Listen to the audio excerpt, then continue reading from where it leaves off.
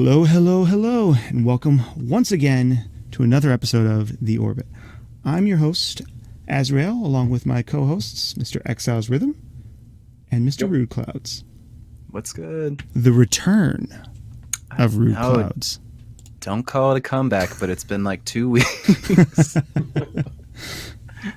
So how's everybody doing? I think Eric, we should probably jump over to you first because you've been the one that's been you've had the most going on the last week and a half. Facts. It's true. The most going on in terms of doing something not normally what I'm doing, but as far as laying in bed, it hasn't been very revolutionary.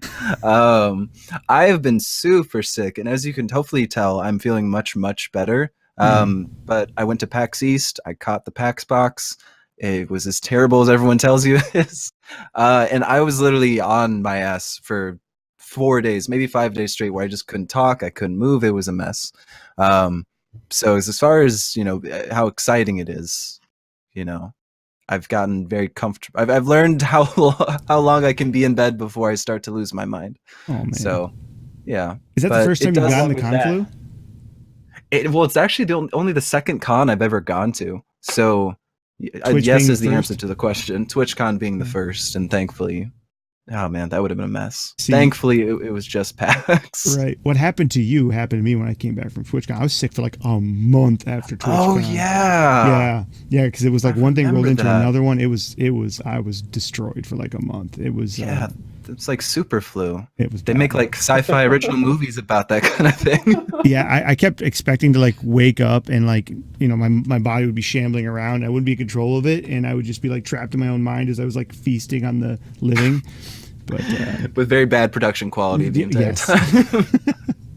So what else been going on with you? Where have you been, or what have you been up to while you've been absent in absentia?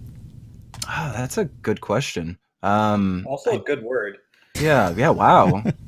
How am I supposed to follow any of this? What have I been up to?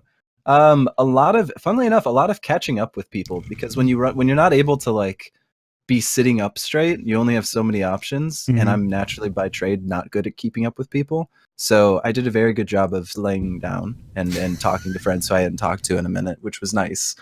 Outside of that, I watched a lot of anime.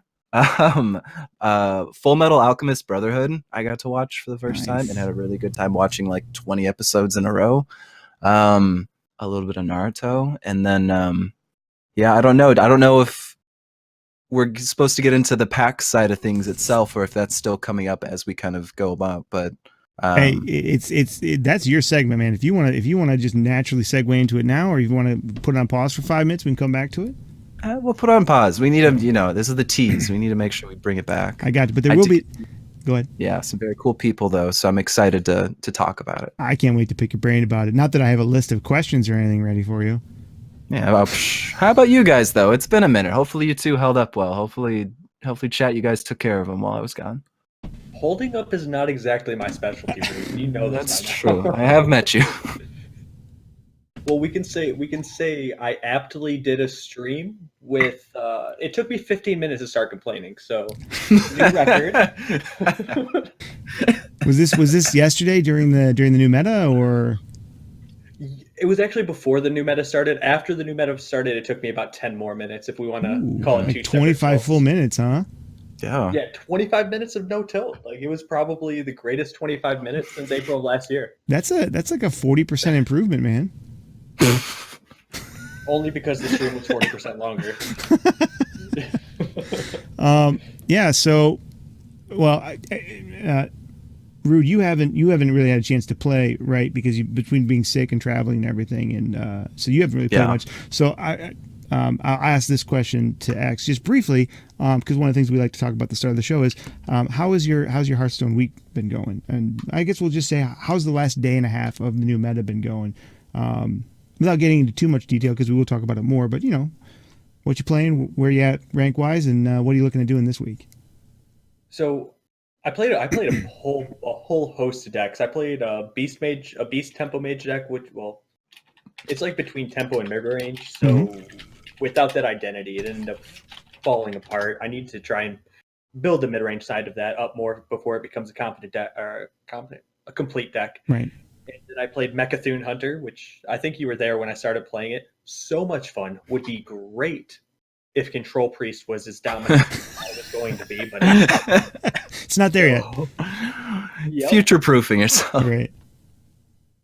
But most markedly, I was sad I had to say au revoir to Gen and thusly my baby Evenlock. However, flip that around. What's Evenlock only what's nerfed Evenlock? Nerfed Evenlock is Handlock, and I've been able to just run that to a lot of success. After I tanked my rank to 5-0 with Mechathune, rank 5 with 0 stars with Mechathune Hunter, I was convinced it would work. It didn't. I can say you tried. I went like 8-2 with the Handlock deck, so nice. Sitting back at a solid rank 4. Yeah, and I'm super excited to hear more about that here in a little bit because OG Handlock deck is my favorite deck of all time. So I cannot wait to hear all about it when we go into a little more detail about that coming up. How was your week, Az? It's been a lot of fun. I avoided the ladder since they released that one card, Archmage Vargoth. Not because I particularly cared, just because I heard, not because I was like, oh, they released this card and things are gonna get broken, but I just knew what it was going to be. And what's my biggest gripe been about the ladder experience, other than the 100% proven, absolutely must be a thing, algorithm conspiracy. Other than that, what is my biggest complaint? It's the regurgitated OTK solitaire. It's exactly, and it's just this regurgitation of the same mechanic over and over. And this I was hearing was like, nope, it's that to the extreme. It's a priest, and all this other stuff is just like smoking you with these uninteractable mechanics. I'm just like, yeah, I'll just wait because I knew all the things that were making that possible were leaving. So I was like, I'll just wait, and then I avoided it until the new meta dropped. And then I opened 276 packs. Oh wow! Yeah, and you always open so many. Yeah, I opened up a bunch of packs, so that was fun. And then I've been focusing mostly on Hunter. I got like 30 decks like I built, like on websites or whatever prior that I want to try. I've gotten through 3 of them because I'm having so much fun just tweaking and attacking them right now. So I've been having a blast. I'm sitting, I got up to rank 4, 5 stars. And I don't think I've fallen out of 5 yet, but I've been going up and down. As I've been tweaking and running into different things. And, but I think I'm ranked 4, 2 stars right now. And I'm perfectly fine with that because I'm having a blast. I wouldn't care if I fell to 5. The meta feels so fresh right now. It's awesome, which we'll get into more of later. But yeah, so I've been having a great experience playing those decks so far. So yeah. Nice. Is there anything going on in or around the EO or the team in the next little bit coming up that people want to hear about maybe before we go on with the rest of the show? We do have. Oh, one thing I will mention is we do have the all of the archived episodes are starting to get put onto to YouTube now. So if you missed any of the episodes, they're at the Eternal Orbit YouTube page. Eventually, we'll have it set up on our website as well. But this is something we wanted to do in the interim so people could catch those old episodes. I went over and looked, and actually, people watched them now. So I'm excited that people are getting over there and seeing that. Yep. I was so excited when the archived episodes got onto YouTube. Like you posted it in our team Discord, and I immediately I get the notification push my phone, and I kind of schoolgirled out, and I was like, Kelsey, they got on YouTube. Kelsey, I was talking to my wife. I got to see her last week for the first time since she graduated basic training, and I was like, you gotta log in right now and like all these videos and watch them. They're so good. I was super excited for it. Here's a metric machine. But moving forward, I'm really excited to get them hosted on iTunes and Spotify, like coming soon. TM. Yep. Yeah. Yeah. That's a goal to get the actual podcast out, not just the VODs out. We have the podcast files ready to go. We just got to find a hosting service that we're comfortable with, and then we'll have them a link to them up on our website very, very soon. Because I know there's a lot of demand for that. So we are still working on it. We haven't forgotten. Yeah, we finally get to have our first official team meeting in what feels like forever this upcoming weekend. So Yeah. I'm excited for all the details that get to be hashed out there, because it's a lot easier to coordinate things when you're all able to talk at the exact same time. Mm-hmm. Or when more than half of you are able to get out of bed. Well, and yeah, that's true. Let's just say there's a couple factors. Yeah. Another thing, though, again, I believe this was mentioned last week and probably the week before, because that's when we launched. But we do have our Eternal Orbit Patreon that we're super excited about. Mm-hmm. It's something that already has seen support, which is not to sound like a negative Nancy, but like I wasn't expecting much, and so to see like people come forward and you know, go that route to show some extra levels of support is absolutely incredible. If you're interested at all in looking into it, at least we've got a link straight to it on our website. You can go there. There are Patreon exclusive rewards for people who sign up, so feel free to look through there, and if you have any questions, let any of us know. But just another way, if you have any interest in you know, providing just another kind of support, it's just very cool to have it live and to have people who already are there, you know. So we're all super thankful for that. 100% agree with what he said. So yeah, let's kind of go over what we're gonna do in today's show. How about that, guys? We got actually quite a bit planned today. Obviously, the Year of the Dragon dropped, and we got a lot to unpack with that. And we've been doing a lot of theory crafting. We spent a lot of time talking about it over the last couple of weeks. But now we're actually in it, and we get to see, you know, hey, did our dreams come true?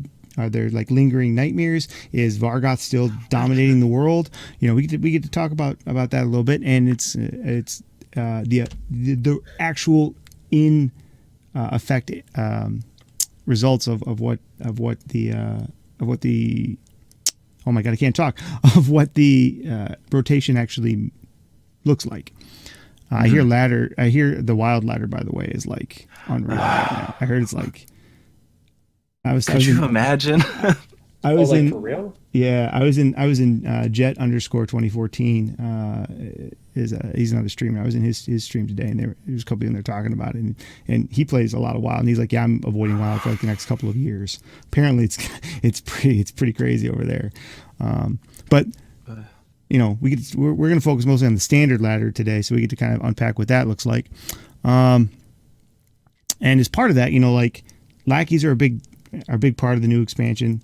And so we're gonna have a little fun, and we're gonna sit down. We're gonna have take a couple minutes, and we're gonna talk about what lackeys we think the rest of each other would be. So we have a little fun with that, and you guys can tell us what you think, if you agree, if you disagree. Then we're gonna look back on last rotation, Rastakhan's Rumble. We made some predictions of what we thought would be the best and worst 5 cards in the new expansion. Well, we're going to take a walk down memory lane, go back and kind of look at what we thought were going to be those things, and see how we feel about our predictions. And you know what goes well with that, guys? Doing a similar thing with the new expansion. We're going to sit down. We're going to talk about cards that we think are going to be the best, the worst, and maybe just the most interesting out of this new expansion. So go ahead. Just so we can point out in 3 months how wrong I am again. Well, you know, there may be an example of that coming up here soon, but one of the things I would say about this set in general, guys, and I don't know what your thoughts are on this, but like a lot of the cards are just interesting. Like they're interesting. Mm-hmm. Like maybe not like super powerful or super weak, but they're very intriguing. So we added a category for interesting cards. Maybe we don't know if they're good, if they're bad, but they definitely open up some possibilities and some things to think about. And then I think we're towards the end of the show. We're going to talk about some of the things in the new meta some of the decks in the new meta that we're excited to play, or have been playing, or that we think are going to be good for the next week or so as the meta continues to flush itself out. And then of course there's one other thing that we like to do every week. Eric, if you want to talk about that a little bit. I'm going to say that I'm having a brain. What do I like? Pay. That's not going to. Oh yeah, there we go. That is something that we like to do every. All it took was some extra emphasis in certain parts. Every week we ask a question on Twitter about something that seems relevant to the state of Hearthstone, or in the future, who knows, it could be anything. But we have a Twitter poll that we do every single week, and this week our poll is already live.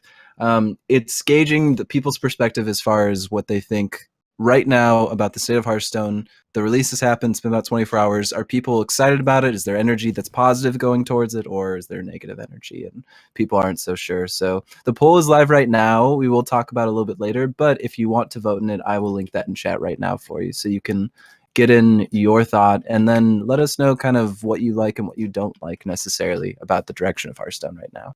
Mm-hmm. Yeah, but if we find any interesting comments in there, we will we'll pull a couple of those out when we discuss the poll.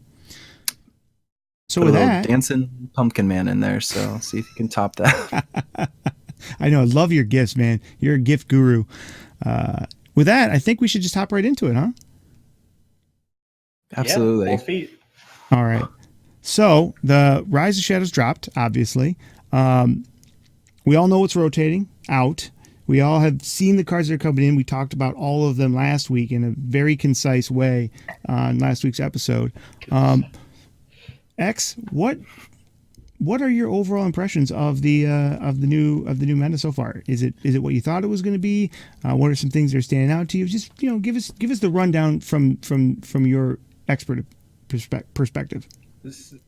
So I can tell you this. I don't know how many priests are on the ladder, because I quit after this happened, Azrael, and I curse you. I curse you for this being a thing. Oh God. After I got coin mass resurrection into mass resurrection for divine inner mass on the following turn, I quit playing Hearthstone for the day.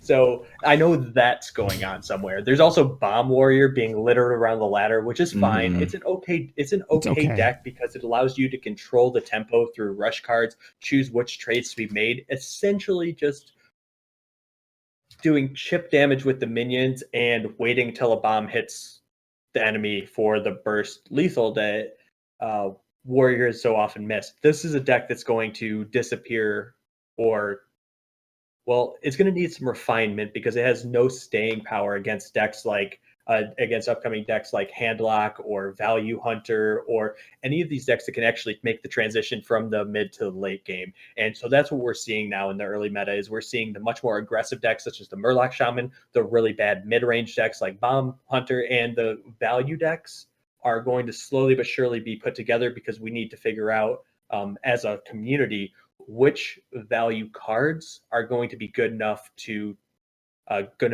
take hold of the game once we get to that late stage, now that the Death Knights have rotated. So that's what I've been seeing on the ladder as far as general concept laddery stuff goes. Right. Yeah, I generally the same perspective as far as what I'm seeing on the ladder.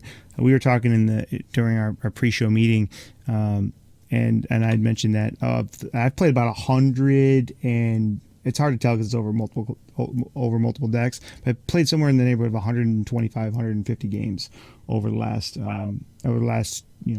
36 hours. And of that, literally a third has been Warrior and a third has been Rogue. And then there's like a loose smattering of other stuff. And when you think about it, there's 9 classes. That means that 33% is divided up among 6 other classes. It's not much. You see like 1 in 6 games or 1 in 7 games is something other than a Rogue or a Hunter. A Rogue or a Warrior. That's pretty.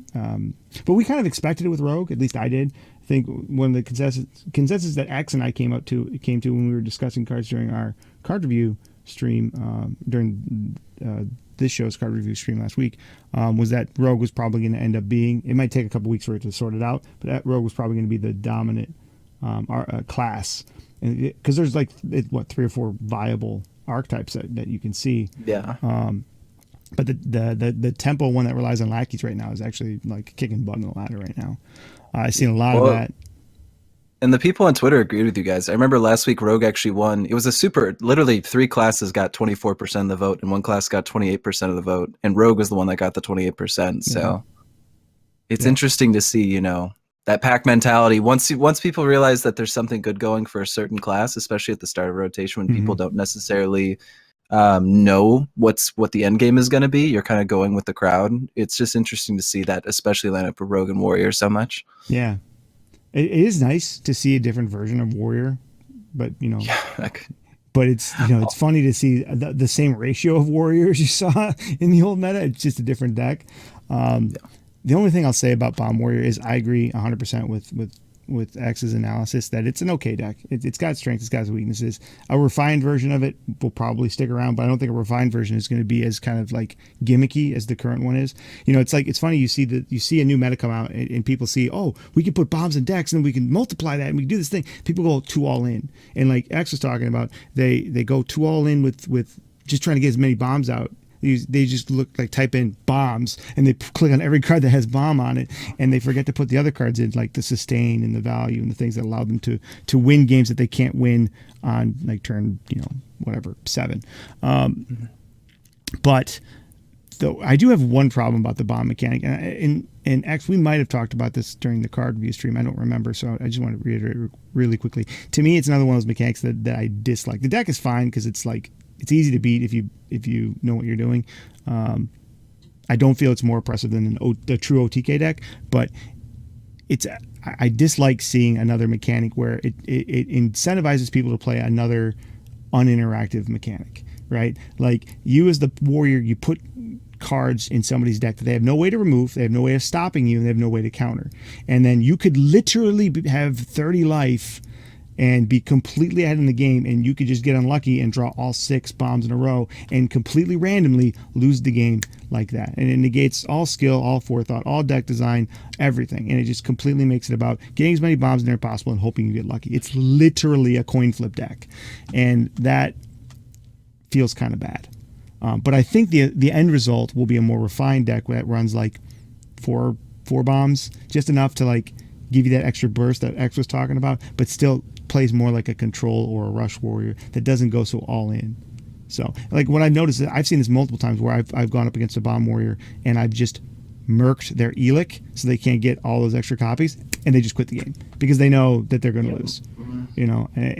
Anyway, that's my thoughts on that. That really, like, the experience with Warrior kind of sums up the meta for me, because it's, like I said, that and Rogue is like 70% of what I'm seeing. So, is it, in your opinion, either of you, is it shored up to be the way that you thought it would be, or does it feel different? Because I know a lot of times that we gear up for an expansion, we're like, oh, this is what's going to happen, and then it just doesn't. I know that happened with like Boomsday, and it happened with Rastakhan. We always like, oh, it's going to be something new, and it was just more of the same. Or do you feel that that's different in this experience, X? So it's a lot different than I expected. I expected Control Priest just to dominate on day one because people were going to be running a lot of Beast Hunter, because Beast Hunter is just always going to be a deck. From now until the end of Hearthstone, Beast Hunter is going to be a deck, and we need to deal with it because it is the standard for a big aggro deck. And to counter that, I was expecting Control Priest, as it had already been running the ladder with Vargoth and all the other cancer that it was doing last week. But then none of that happened, and my Mechathune Hunter just died. And that's mostly what I'm upset about. Mechathune didn't work. But there'll be a time to revisit that, though.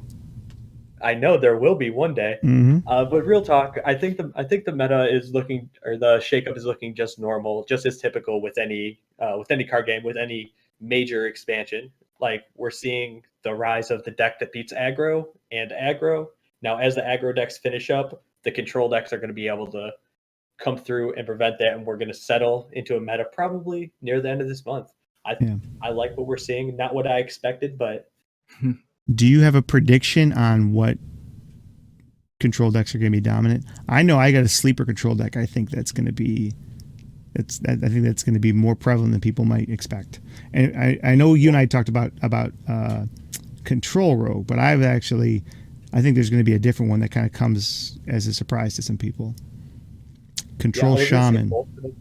Ooh. Like with Zentimo and... Oh, I like it. Yeah. I like it. Yeah.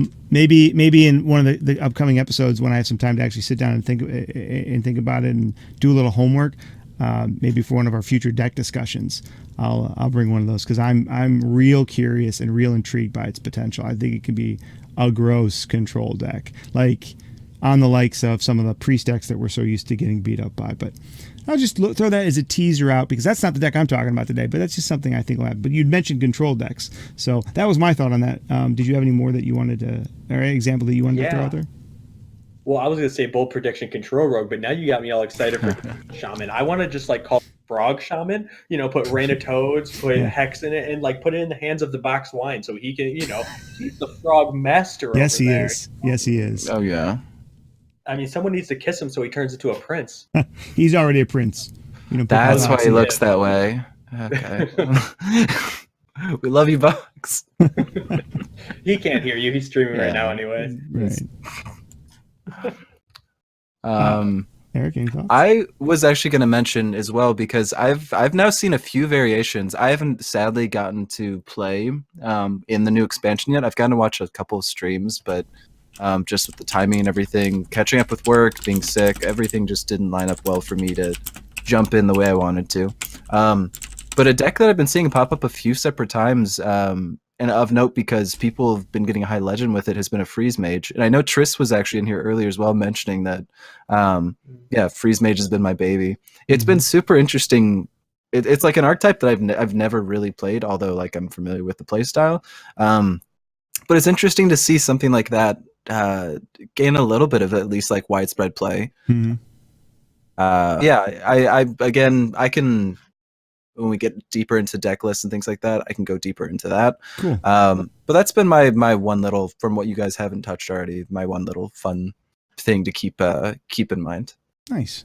Yeah. I haven't seen that I can think of a lot of previous archetypes, with one exception, because I've been playing it myself a little bit, and that's Beast Hunter. I came up with a Beast Hunter deck list that I really liked, and I've had some success with. But other than that, and I've seen a few people like attempt like Secret Hunter, like mid-range Secret Hunter, but I haven't seen a lot. Other than those, I don't think I've seen anything that resembles decks from. I know X talked about a topsy-turvy kind of deck, but I haven't seen any decks that resemble anything like we were seeing before. Is that your guys' general opinion, or am I just, it was my corner of the meta a little different than yours? I feel very mixed on it, like on whether the decks are different or not, because at a certain point during the last year, I think we've seen every single possible attempt to make some sort of fresh deck that there's no final frontier. It's like I'm not going to make that metaphor. And so yeah, I actually can't even answer your question. That's fair. It's really early. I was just looking for like an off the cuff one ray of sunshine feeling of is it fresh, or is it more of the same but with a slightly different way of doing it? Like, because like Odd Rogue, everyone's like, for example, Odd Rogue Leads. Well, what is Odd Rogue really? But just a very niche way of making like a tempo rogue, right? I mean, it's just, I mean, that's all it really is. It's a new form, and I think that's what you're talking about. It's just a new form of something that's been done before. Just like Stephen King once said, every story ever told it falls into one of 12 categories, and that's people have only ever told 12 stories ever, and they just put a different like name on it and slightly different elements to it, but it's basically the same story, right? Well, the same thing is true here, but that said, though, does it feel different? Because I think that most Hearthstone players don't even care if it's the exact same game as it is now, as it was a year ago, as it was 2 years ago, as long as it feels fresh and new. Does it feel fresh and new, or does it feel like we're running the same stuff? It actually does. You know why? Because when I queue up, I don't rage quit when I see the class, because I don't know exactly what deck they're playing. That's a huge difference for me. I find if I'm playing mage and I queue into a warrior, there's no reason to concede before I see the mulligan. In the future, who knows? You may be setting yourself up for just temporary satisfaction, but that is the nice thing. As it's been mentioned a couple times, we've got at least a couple more weeks until things really start to harden as far as what you're going to be expecting to see for the next couple months until the next expansion. Right. And so I think it feels nice. And honestly, just the perspective, again, it could just be this fact that there's a whole new fresh coat of paint on Hearthstone. And people have not liked the coat of paint on Hearthstone that was on there for a long time before that. But you can just kind of, I don't know, from the presence that I've seen on Twitter in general, people have been overwhelmingly positive about the expansion and overwhelmingly happy about the change of pace, lower power levels. Yes. And it's tough to know if that's sustainable because obviously we're in the honeymoon phase. But I think just the fact that the power levels are gone are going to naturally lend themselves to, or that they're lowered, I should say, is going to naturally lend itself to people having a better time with the game, because you won't be seeing this dynamic where you feel like you have to concede at the start of games as often because you're all of a sudden you're going against this hilariously unfavorable deck, or this deck that is just not going to be fun to play against. I don't know. One thing I have heard is who is it? There was a specialist. There's a specialist event going on, whatever that happens every single day. But there was a tournament going on that was 17 hours long. Because of I didn't get to actually take a look at what was it being played, why the times were that way. But a couple people had mentioned it was because of that new card that it's essentially like the fatigue killer, like whatever that creates a copy of two separate discovered cards and puts shoves them in your deck and you never go to fatigue. Apparently that's wreaking havoc. So that card's going to get discussed later. Exactly. So there's things that lend themselves to being aware of, like, hey, not everything's sunshine and roses, but I think a lot of major pain points got addressed, and so hopefully that continues. Yeah, for me, in my personal experience, it does feel fresh, even though I recognize the if you strip the paint job and the cosmetics off of the car, at the end of the day, it's got basically the same engine driving most of the decks. Warrior's always going to lend itself to controlier kind of decks just because the nature of its hero power works that way, right? But it's still a different version of Warrior. And it feels different, and it's nice knowing that, hey, even though I'm queuing into 33 or 35% of my games are against Warrior, I know at least it's not going to take me an hour and 15 minutes to get through 3 games. That in and of itself is an uplifting experience. Not to mention the fact that the decks I've been playing are pretty good against Warrior. That feels pretty good too. But so that's my thought is that yes, it does feel new and fresh, even if it is similar. But it's nice just not going into a game like X had said, and just knowing that, this is going to be the same experience that I've felt 100 times this month. Whether it's Rogue, or whether it's Warrior, boring me to death, or whether it's Priest, broken mechanicking me to death, whatever it is, it just feels so much different than that. And that to me is just fantastic. As somebody that plays 200 hours a month. The matchups were so insanely polarized at the end of last meta that I auto conceded games in top 100 Legend because it wasn't even worth playing. Just straight up auto. And I didn't feel bad about it. That's the worst part. I didn't feel bad about it. Because you knew you were kind of making the right decision. 75, self-preservation. 80% yeah. Self-preservation. Rude Clouds knows. I only play decks that if I play against a control deck, I might as well, give me mid-range ult anyway. We can move on.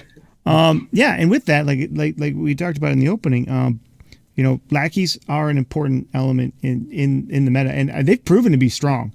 I think they've proven to be strong. I was tinkering around with them in decks that they don't belong in, just because they give such a big benefit. So I think the lack of mechanic overall, I think I was a little I get that they're more power, they're more powerful than the average one drop, but they actually are impactful on the game, no matter where you play them. And the synergies with them, especially in decks like Rogue, are pretty gross.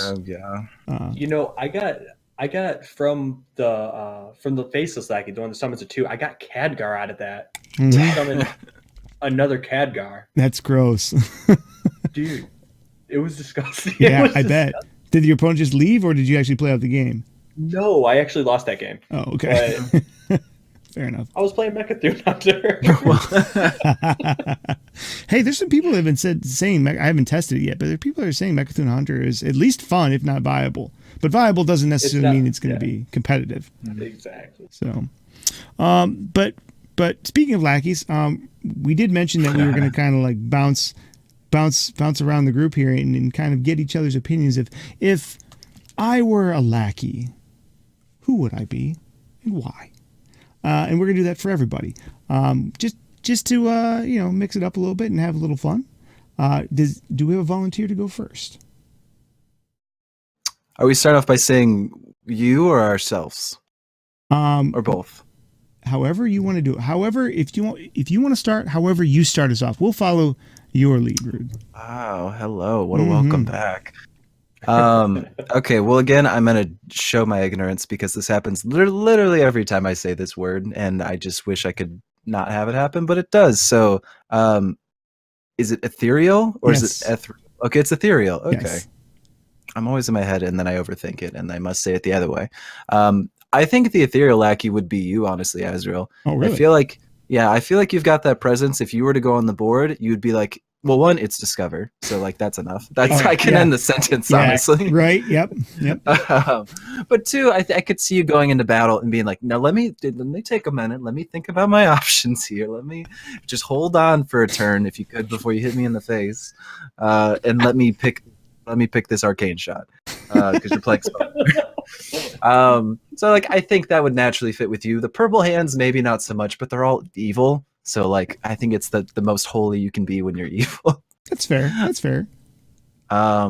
And then I think the inverse of that, Kobold Lackey would be Exiles, because I can see Exiles going out there and instead of being that, hey, wait, let me wait a second. They're like, no waiting.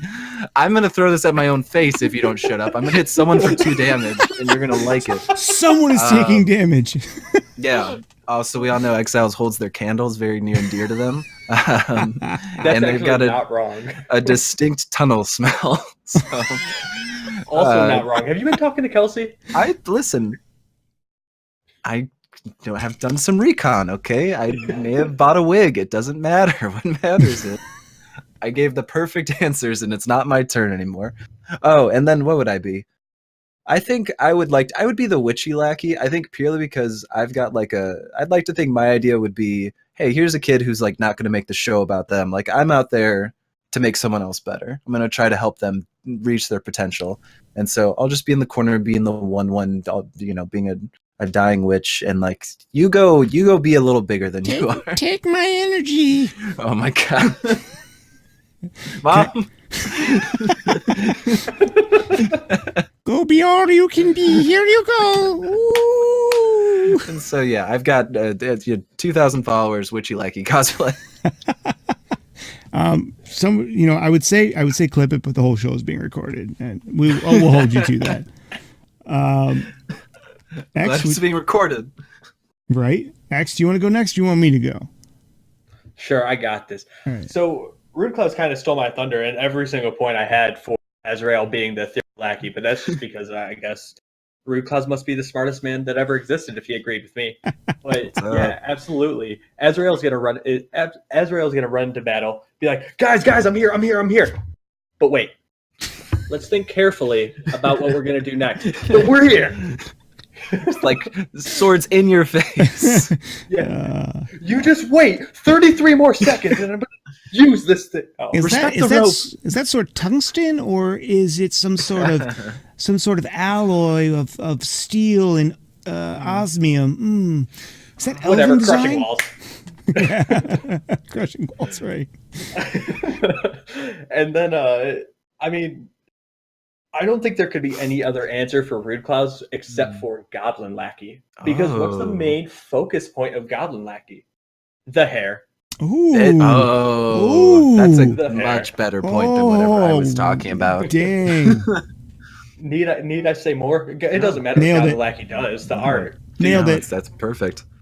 As I love holding a wrench too. Damn. Oh, dude. Oh, I heard that about Is that you. what you were doing in the last couple weeks? Just cuddling your wrench?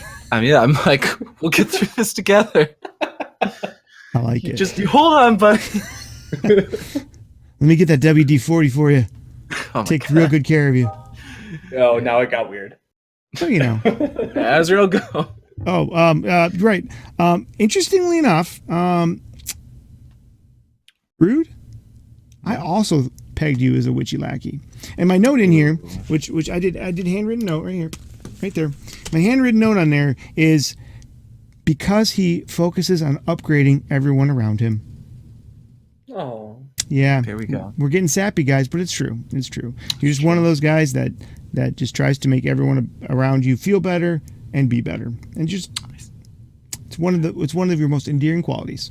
And I see everyone as like a tool of protection, honestly. So when they're taken care of, I'm taking care of. Right. Yes, because you upgrade the 1/1 next to you to a 2/3, and therefore it's a bigger target. And you can hide It's 2 Khadgars, all right? I don't have to say anything else. And then for X, clearly you're the Kobold lackey because must go face, must go face, must go face. Yeah, it's the power card, right? Like all of them do cool stuff, but it's the one that's like must go face. It's the most go face of all of them, and that's pretty much your philosophy when it comes to Hearthstone. Like, is it going to go face? No. Does it help me go face? No. Then I'm not using it. If there was no face, there would be no me. Right. And then for myself, I also agreed that I was the ethereal lackey, but for slightly different reasons. No, I'm just kidding. It's 100% because of the discovery mechanic, and I think way too hard about shit. And you guys know me so well, and yeah, not that I expected you not to. So, but yeah, so if you guys agree, disagree, whatever, throw your opinions in chat. Otherwise, I think we're good to move on. Yeah, I like that. I think love a good lackey. That was a lot of fun. I think I really understand the two of you a lot better. Honestly. It's like we went on a retreat together. I know. You know, we're not the same anymore. That was basically the newlywed game all in one question. Oh my goodness. I like it. Yeah, it's a throwback to our first team event back in October or November. It's almost like it was planned. I know, it's weird. But it is fun to have a little fun with the cards and to think about things not just in game terms, but just, have a little fun and enjoy the flavor of the cards, not just the function of the cards. So what do we got next? What do we have next? I think that we can get into a little bit about the cards. You know, so. We just talked about some, but I think it'd be a good time to really dig into the past to get to the future. All right, Doc Brown. Very Twilight Zone. Yeah. Okay. I'm just taking my time here and making sure that we fill up the hour and a half. Okay, everybody. Right. But no. If anyone remembers from Rostacon's Rumble, what we actually did was we took 4 separate members. Took their 5 cards that they thought were going to be the best cards and their 5 cards that they thought were going to be the worst cards from the set, and gave little reasons why. And so we thought it would be fun because of the release of Rise of Shadows to go back and look at our previous predictions and talk about everything that... Actually, wait, am I jumping ahead one too high? Nope. Okay, no. Okay. Nope. Because we're going to do something similar, as was mentioned earlier, for the current set. Correct. But yeah, jump in on our previous thoughts and how things panned out. Yeah, because it's fun to look back and just to see how we can have, like, we can sit down, we can look at the cards all day long, and we can sit there and think, oh, well, this card's going to go into this deck, and it's going to be super powerful, it's going to dominate the meta. But then how the meta often flushes itself out is sometimes a little different.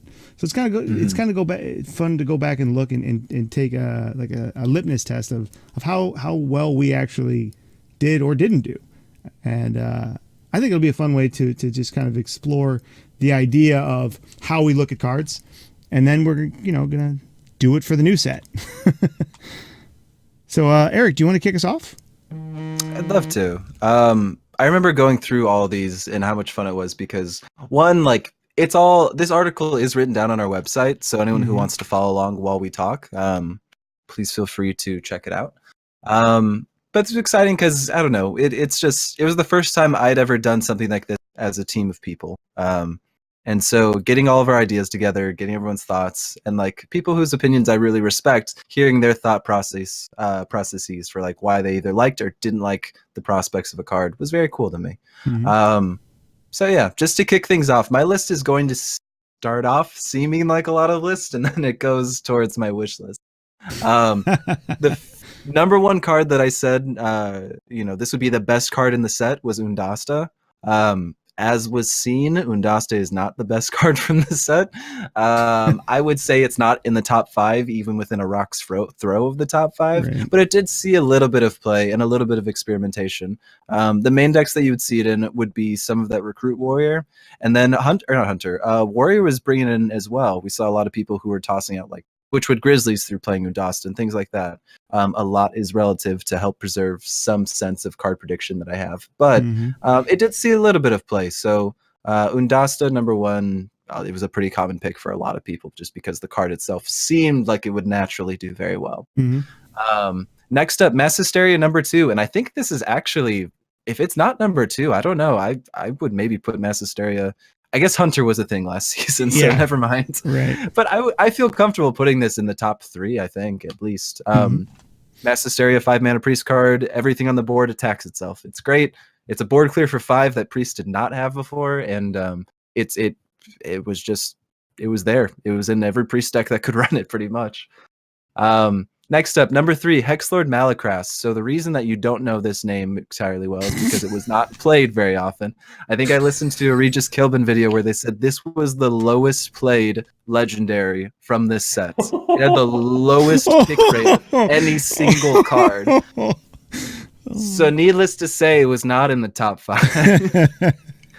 But I'd argue it was not. And here's the terrible thing. That means like Hyreek the Bat was picked more than Hexlord Malakras. Oh, Jesus. Right? Isn't that awful? It's terrible. It's a miss. I don't want to talk about it. I thought Control Mage could see this because they'd like the value of having these cards at the beginning of the game. It didn't work. End of sentence. Anyways, it's an 8-mana card, 5/5 stats. That probably should have said it all, but it adds a copy of everything in your opening hand, or whatever you started the game with in your opening hand. It adds copies of those back to your hand, pretty much, except for the Malakras itself. So yeah, did not see play.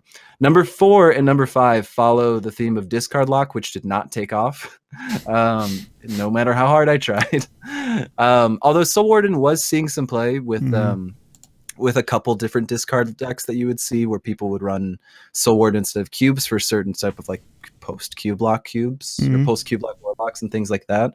But Soul Warden was my number 4. Add 3 random cards that you discarded this game back to your hands. 6 mana, 6/6. Did not see play.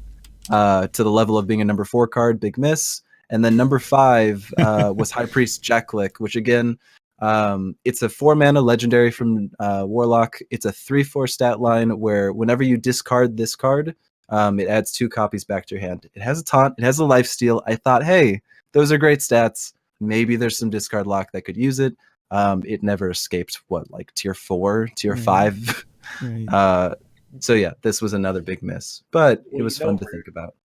I actually threw that in even lock for a while. That Jacklick. Yeah. It was really good against Hunter when they were doing that Spellstone shenanigans. Right. So you're not completely wrong. Like it healed me for 6 and kept me in games against mid-range Hunter. And you got like I had a lot of success with even lock because I fancy myself somewhat of an expert with the deck, and it did work in there. So I wouldn't call you too far off, my dude. Well, thank you. I feel good that I had the foresight to put Mass Hysteria on there. I was the only one on the list who did, but I was also the only one to put in Malakras, Soul Warden, and actually I think someone put in Jacklick, but you know what? Next person. I would definitely agree that not only was Mass Hysteria your biggest hit off that list, but it's definitely one I think of that particular set was probably solidly in the top 5 of cards. I don't know where in that list it would be, but it would solidly be in the top 5 of cards in the entire set, just for the impact it had on meta. And so you nailed it with that one for sure. Thanks, friends. Next, you want to go with your 5 best? Sure, my 5 best. Like now, before I started the names of the cards, I'm gonna pat myself on the back and say 1 to 5. I didn't get the order exactly correct, but if you're looking at the article, you'll see all 5 cards were definitely in the top well, we're in the top. Now let's start from the top. Number 1, Hawkeye Phantasm. Fantastic card. However, you could just play good priest decks instead of Hawkeye Phantasm decks. And then there was Pyromaniac, which that saw a lot of play. Almost every single mage deck ran it. But Baku's gone, and that doesn't mean anything anymore.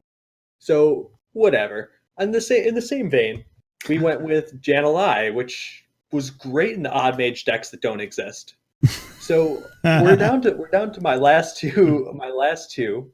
One of which was also played in Odd Mage for a while, which was Untamed Beastmaster. So, hey, you know what? If Odd Mage was the only deck on ladder, I'm 3 for 5 right now. So... Cranking them. Dinger after dinger. You want to talk about a dinger? Blood Claw. So I was messing around for a while on one of the budget servers with odd weapon paladin that ran Lights Justice, Hench Clan Thug, and a whole bunch of other stuff. And I was having success with it. It wasn't the deck that I hit Legend with that season. I think I ended up hitting it with Odd Road, but I had success with it between rank 5 and 1 on EU. And so I was like, Blood Claw is just going to improve that. I was like, what could possibly go wrong? I don't care about taking 5 health. I cared about taking 5 health. I really cared about taking 5 damage. There was hunters everywhere, and it was just a whole... Sounds like a whole thing. Do you think any of the cards on your list were at least like serviceable or close to the top of that list? Maybe you won't argue that any of them were in the true top 5 of the entire set, but were there any that you feel like you almost hit or were pretty close on?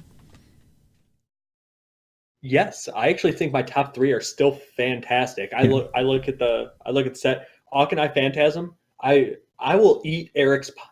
I was going to say Pinecone, but that's rude. I will eat Eric's hat. Thank you. Jeez Louise. Hawkeye Phantasm sees no play. Pyromaniac and Untamed Beastmasters were kind of like safe boy picks, though, because they're 3-mana 3/4s with upside. Yeah, that's fair. And I would argue that the Beastmaster is still has some potential. So good. Yeah, it still has some potential moving forward. So, for me, my number 1 overall pick for the best card in this set was in no way, shape, or form at all skewed by the prevalence of OTK decks that needed a lot of mana or combo decks that needed a lot of mana. Nope. I picked Mojo Master Zihi. I love disruptive cards. I love cards that can allow you to prevent the things that happen. I've talked about a lot about uninteractive mechanics. Mojo Master Z was really the only card we had that allowed us to do anything to interact with uninteractable mechanics. And it wasn't really interacting with the mechanic, it was interacting with the resource you needed to do the mechanic, which was mana. So I loved the concept of that card, and I thought it would be all over the meta because there were so many combo decks and OTK decks that were floating around. So that was my number 1 overall pick. Next, my second pick was Revenge of the Wild. I'm sorry, Mojo Master Zihi, which for those of you that don't know is a 6-mana 5/5 legendary. Set each player's mana crystals to 5. Revenge of the Wild was my second pick, and that's a 2-mana hunter spell, which allows you to resurrect any beast that died this turn. I looked at that card and I said, that's huge value. Even in something like a super aggressive hunter can get value out of that, and we've seen it played in super aggressive hunter decks a lot. Is it a top 5 card in the entire set? I don't know. I'm not going to try to argue that it is, but do I think it was one of the most powerful and impactful ones? Yeah, because it made its way into so many mid-range, aggressive, and even like value-oriented hunter decks. So yeah, I think at least for the hunter class, I don't think it was as impactful as Mass Hysteria was for Priest, but I do think it was a nice one of and a very impactful card in the right deck. So I think it made a lot of. I think you can make an argument that it was higher on the list, but probably not top 5. And then I didn't pick one for number 3. I forgot to enter one there, so we're just gonna. I didn't. Nope. Okay. It's some more play than Malacrass. Okay, just keep telling yourself that. That's fair.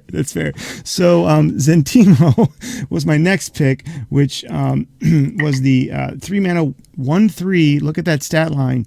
Shaman Legendary, which said whenever you target a minion with a spell, it also targets adjacent ones. I looked at this and I said, Shaman has a lot of shenanigan spells. Shaman has a lot of kind of well costed for doing a lot of things in one turn, because you look at this card and you go, it's not going to live very long. But if you get the overload mechanic in there, like, oh man, they can do like 3 or 4 things in one turn.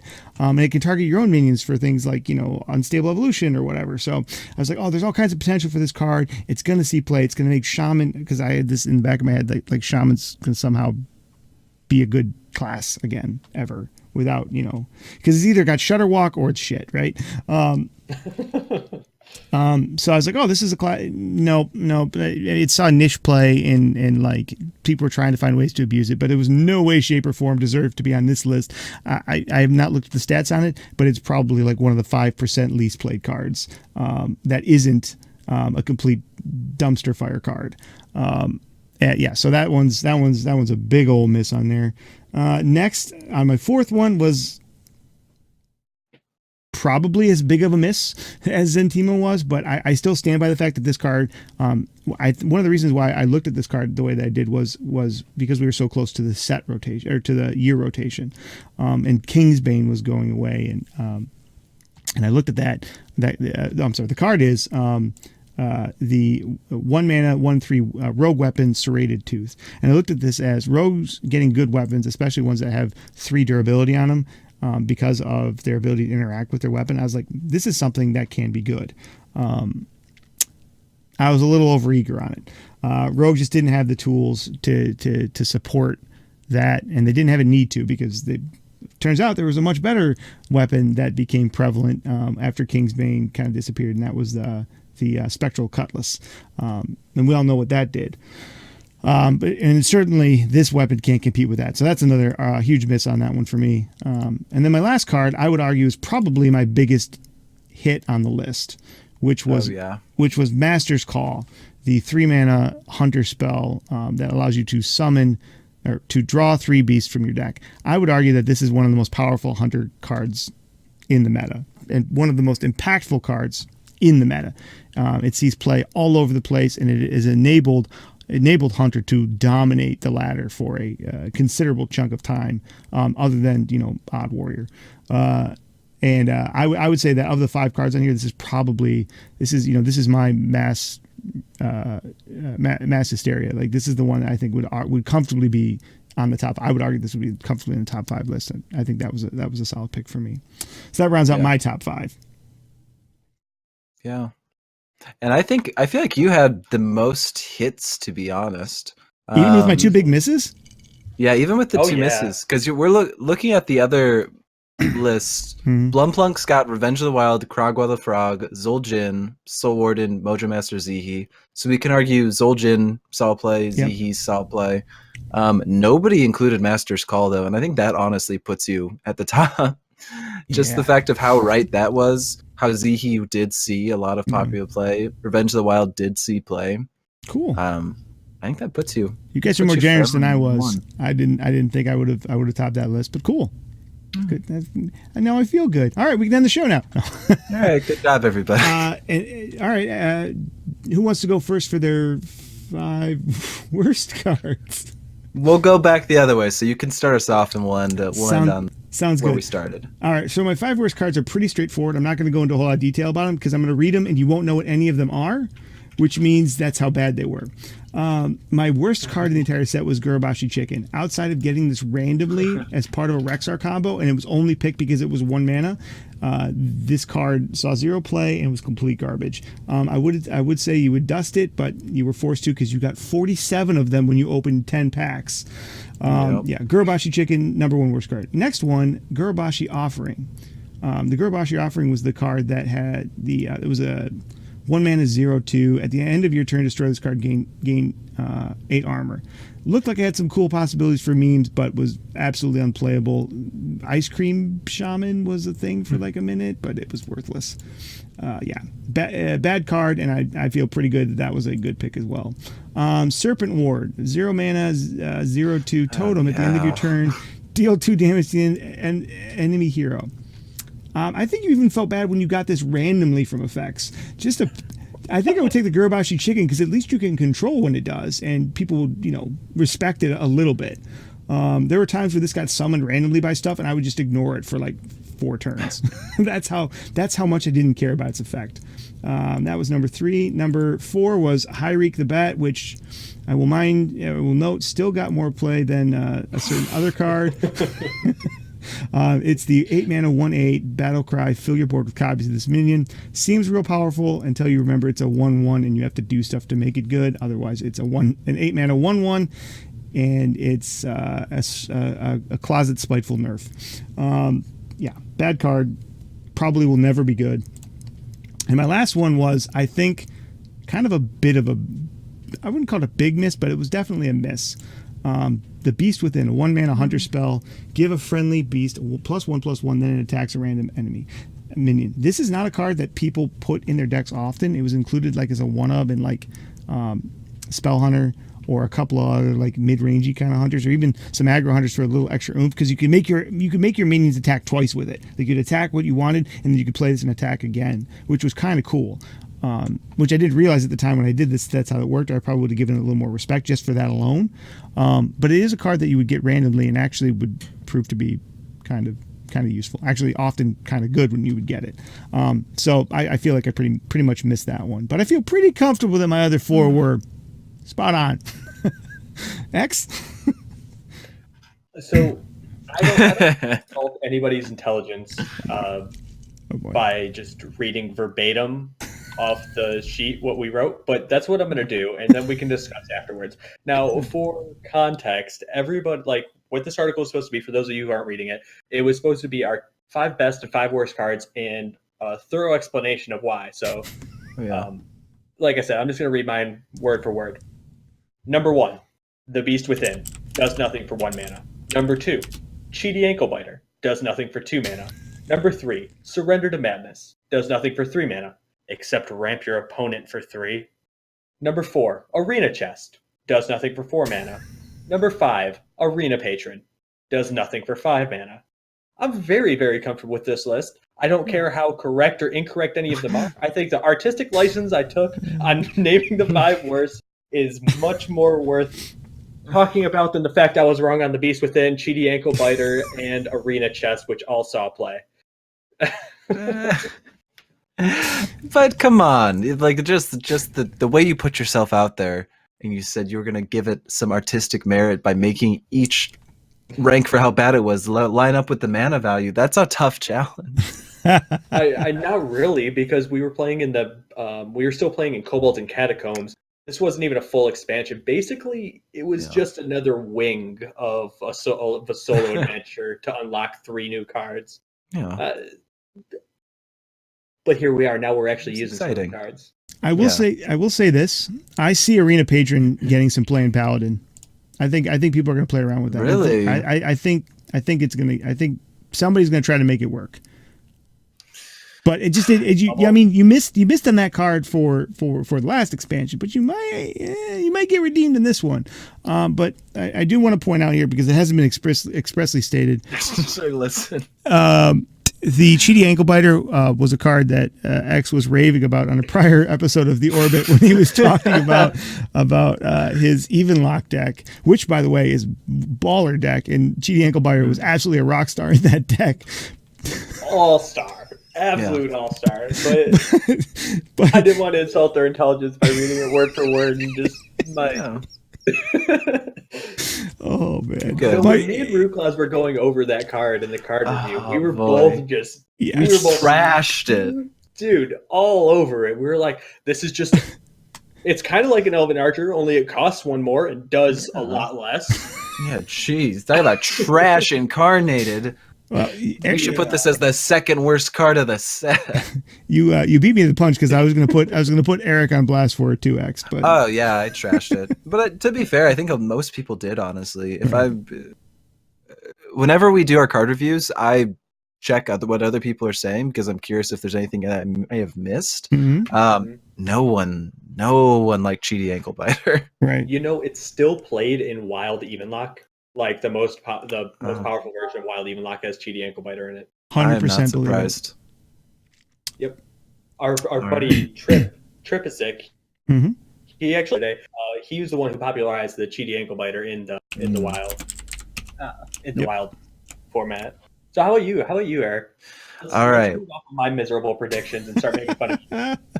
So I feel good about this. I feel good. I feel like even though some of these may not be part of that actual 5 list, considering we could have listed like half the commons and had a list. And I tried to get creative with it. And I feel like we hit most of them. 1, Hyreek the Bat. Again, Azra already went over it. I don't need to kick a dead horse. More like Hyreek the Bad. Don't play this card. Don't commit your valuable resources to this card. This is a black hole that'll absorb all of you until there's nothing left, and even then it won't be strong enough to play for 8 mana. I love that. So I think we don't have to talk about it anymore, honestly. I love that definition. I laughed so hard when I saw that. It's such a mess. And the idea, here's like a quick little tangent, is I remember someone had talked about, it was either in a Twitch chat or it was on a forum or something when I was looking through these cards, and they said, oh, I ran into someone part of Blizzard's design team at the grocery store, and they said Hyreek the Bat wasn't designed for this expansion. They were designed for post-rotation, where it would see a lot more value. And I remember being like, okay, I'm going to keep that in the back of my mind. Unless there's a card that's printed that says plays at start of the game, gives Hyreek the Bat +10/+10. Like, it's not going to be unplayable. Yeah. Unplayable. You're just not ever going to feel good about it. So anyways, just not what the juice is up. Is a sentence that I decided to go with, I guess. Second, Murloc Tasty Fin. So 4 mana, 3/2 Murloc. Death Rattle draws 2 Murlocs from your deck. Funnily enough, the deck I'm most excited about this expansion involves this card. But I think, given the time that this was that we gave our ratings, this was such a mess. Yeah, such a mess. The idea that you're a Murloc with terrible stats, considering Murlocs have traditionally been cards that are very strong early game, one way or another, to be a 4 mana 3/2, and then have your Death Rattle, not even your Battle Cry, but your Death Rattle be what draws you Murlocs. You're just waiting longer to lose, or going quicker. I guess I don't know. I guess you're losing quicker. So it was a mess. I don't regret it. Number 3, Bwansamdi the Dead. This one I honestly was the most nervous about because I thought this would be a situation like Gallery Priest where people didn't necessarily see the potential right away. And maybe I was just being too headstrong and like, this is a trash card. This is not going to see play. It's just a win more card, which is a 7 mana 7/7 Shoutout Star Aligner. Battle Cry, draw 1 cost minions from your deck until your hand is full. It didn't see play. I don't think it's going to see play. It's got very cool card art. Said that about a lot of different cards this expansion. Next up for my number 4 spot, another 7 mana card, which is a 5/7 called Gurubashi Hypemon. This is a rogue only card. Battle Cry, discover a 1/1 copy of a Battle Cry minion. It costs 1. It's just a mess. This card's a mess. Next question. Number 5, Faraki Battle Axe. I don't know why Blizzard's so intent on giving Paladin bad buff mechanics. But yeah, exactly. I was gonna say when we were talking about Arena Patron, Faraki Battle Axe would have had to be good, and also so would have Arena Patron. And then maybe you see the card get played. But even then, this is a 5 mana, 3 attack, 3 durability. When you overkill, it's not even part of the main condition. Right. You have to fulfill something else. When you overkill, you give a minion in your hand +2/+2. What a mess. Can you just imagine being the guy with a Valinir in your hand, Battle Axe in your hand, and being like, "Ooh," like no. We all know the answer, and the answer is not this card. So, by the way, I'm surprised nobody ever like tried to make Valinir plus Arena Patron work because you can get 2 Valinirs back. Anyway. Yeah, there's a card called Chain Gang. Patron in the deck. Yeah, exactly.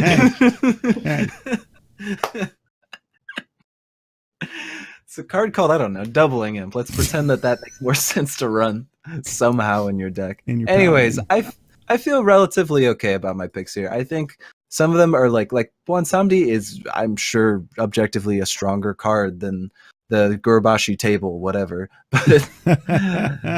But just in context, I don't feel bad about any of these. I don't think any of them surprised us and ended up being crazy for the time that they existed, in that whatever 4-month span. When you look at play during Rastakhan, none of these cards were in any decks consistently. They were messed around with when people were trying to make stuff work, but they were not in any consistent, competitive, or viable decks. The closest one was probably the Gurabashi Hype Man, and that probably just saw more play in Arena than anything else. Most of these cards wouldn't even get picked in Arena, right? Maybe the Battle Axe a little bit, but come on. Oh, so yeah, Gurabashi Hype Man's not even a pirate. Yeah. The only thing that could have saved this card is if it was a pirate. But I like Gurabashi. There's something about that card I like. I like its potential, not just because it's a Discover. Like, I like its potential because it feels like it could be abused. Like, imagine it now in the current meta. Like, you could Geppetto it out. And anyway. Yeah. Hey. God, I hate that card. Oh, we'll get to that card too. All right. Well, that was a fun little trip down memory lane. Like I said at the outset, it's fun to go back and look at things before and after to see how your context changes and to kind of help shape our thought patterns. Because I'll tell you this: when we prepared for this next segment, I went back and I looked at my old list. And I thought, how did I come to those conclusions? Because some of them were right and some of them were wrong, and I kind of wanted to do better on the next list around. And by next list around, I mean we sat down and we did another list, like I said earlier, where we did a similar ranking for the current set, and we added one extra category. So now we have the 5 best, the 5 worst, and the 5 most interesting, because one thing about this new set is they are all very interesting cards. There's a lot of very interesting cards. Like we talked about during the card review stream last week, of all 135 cards that were introduced in this set, Eric, I'll quiz you because maybe you weren't here for it and I can catch you. Oh, you like... How many of them have no text or just vanilla cards?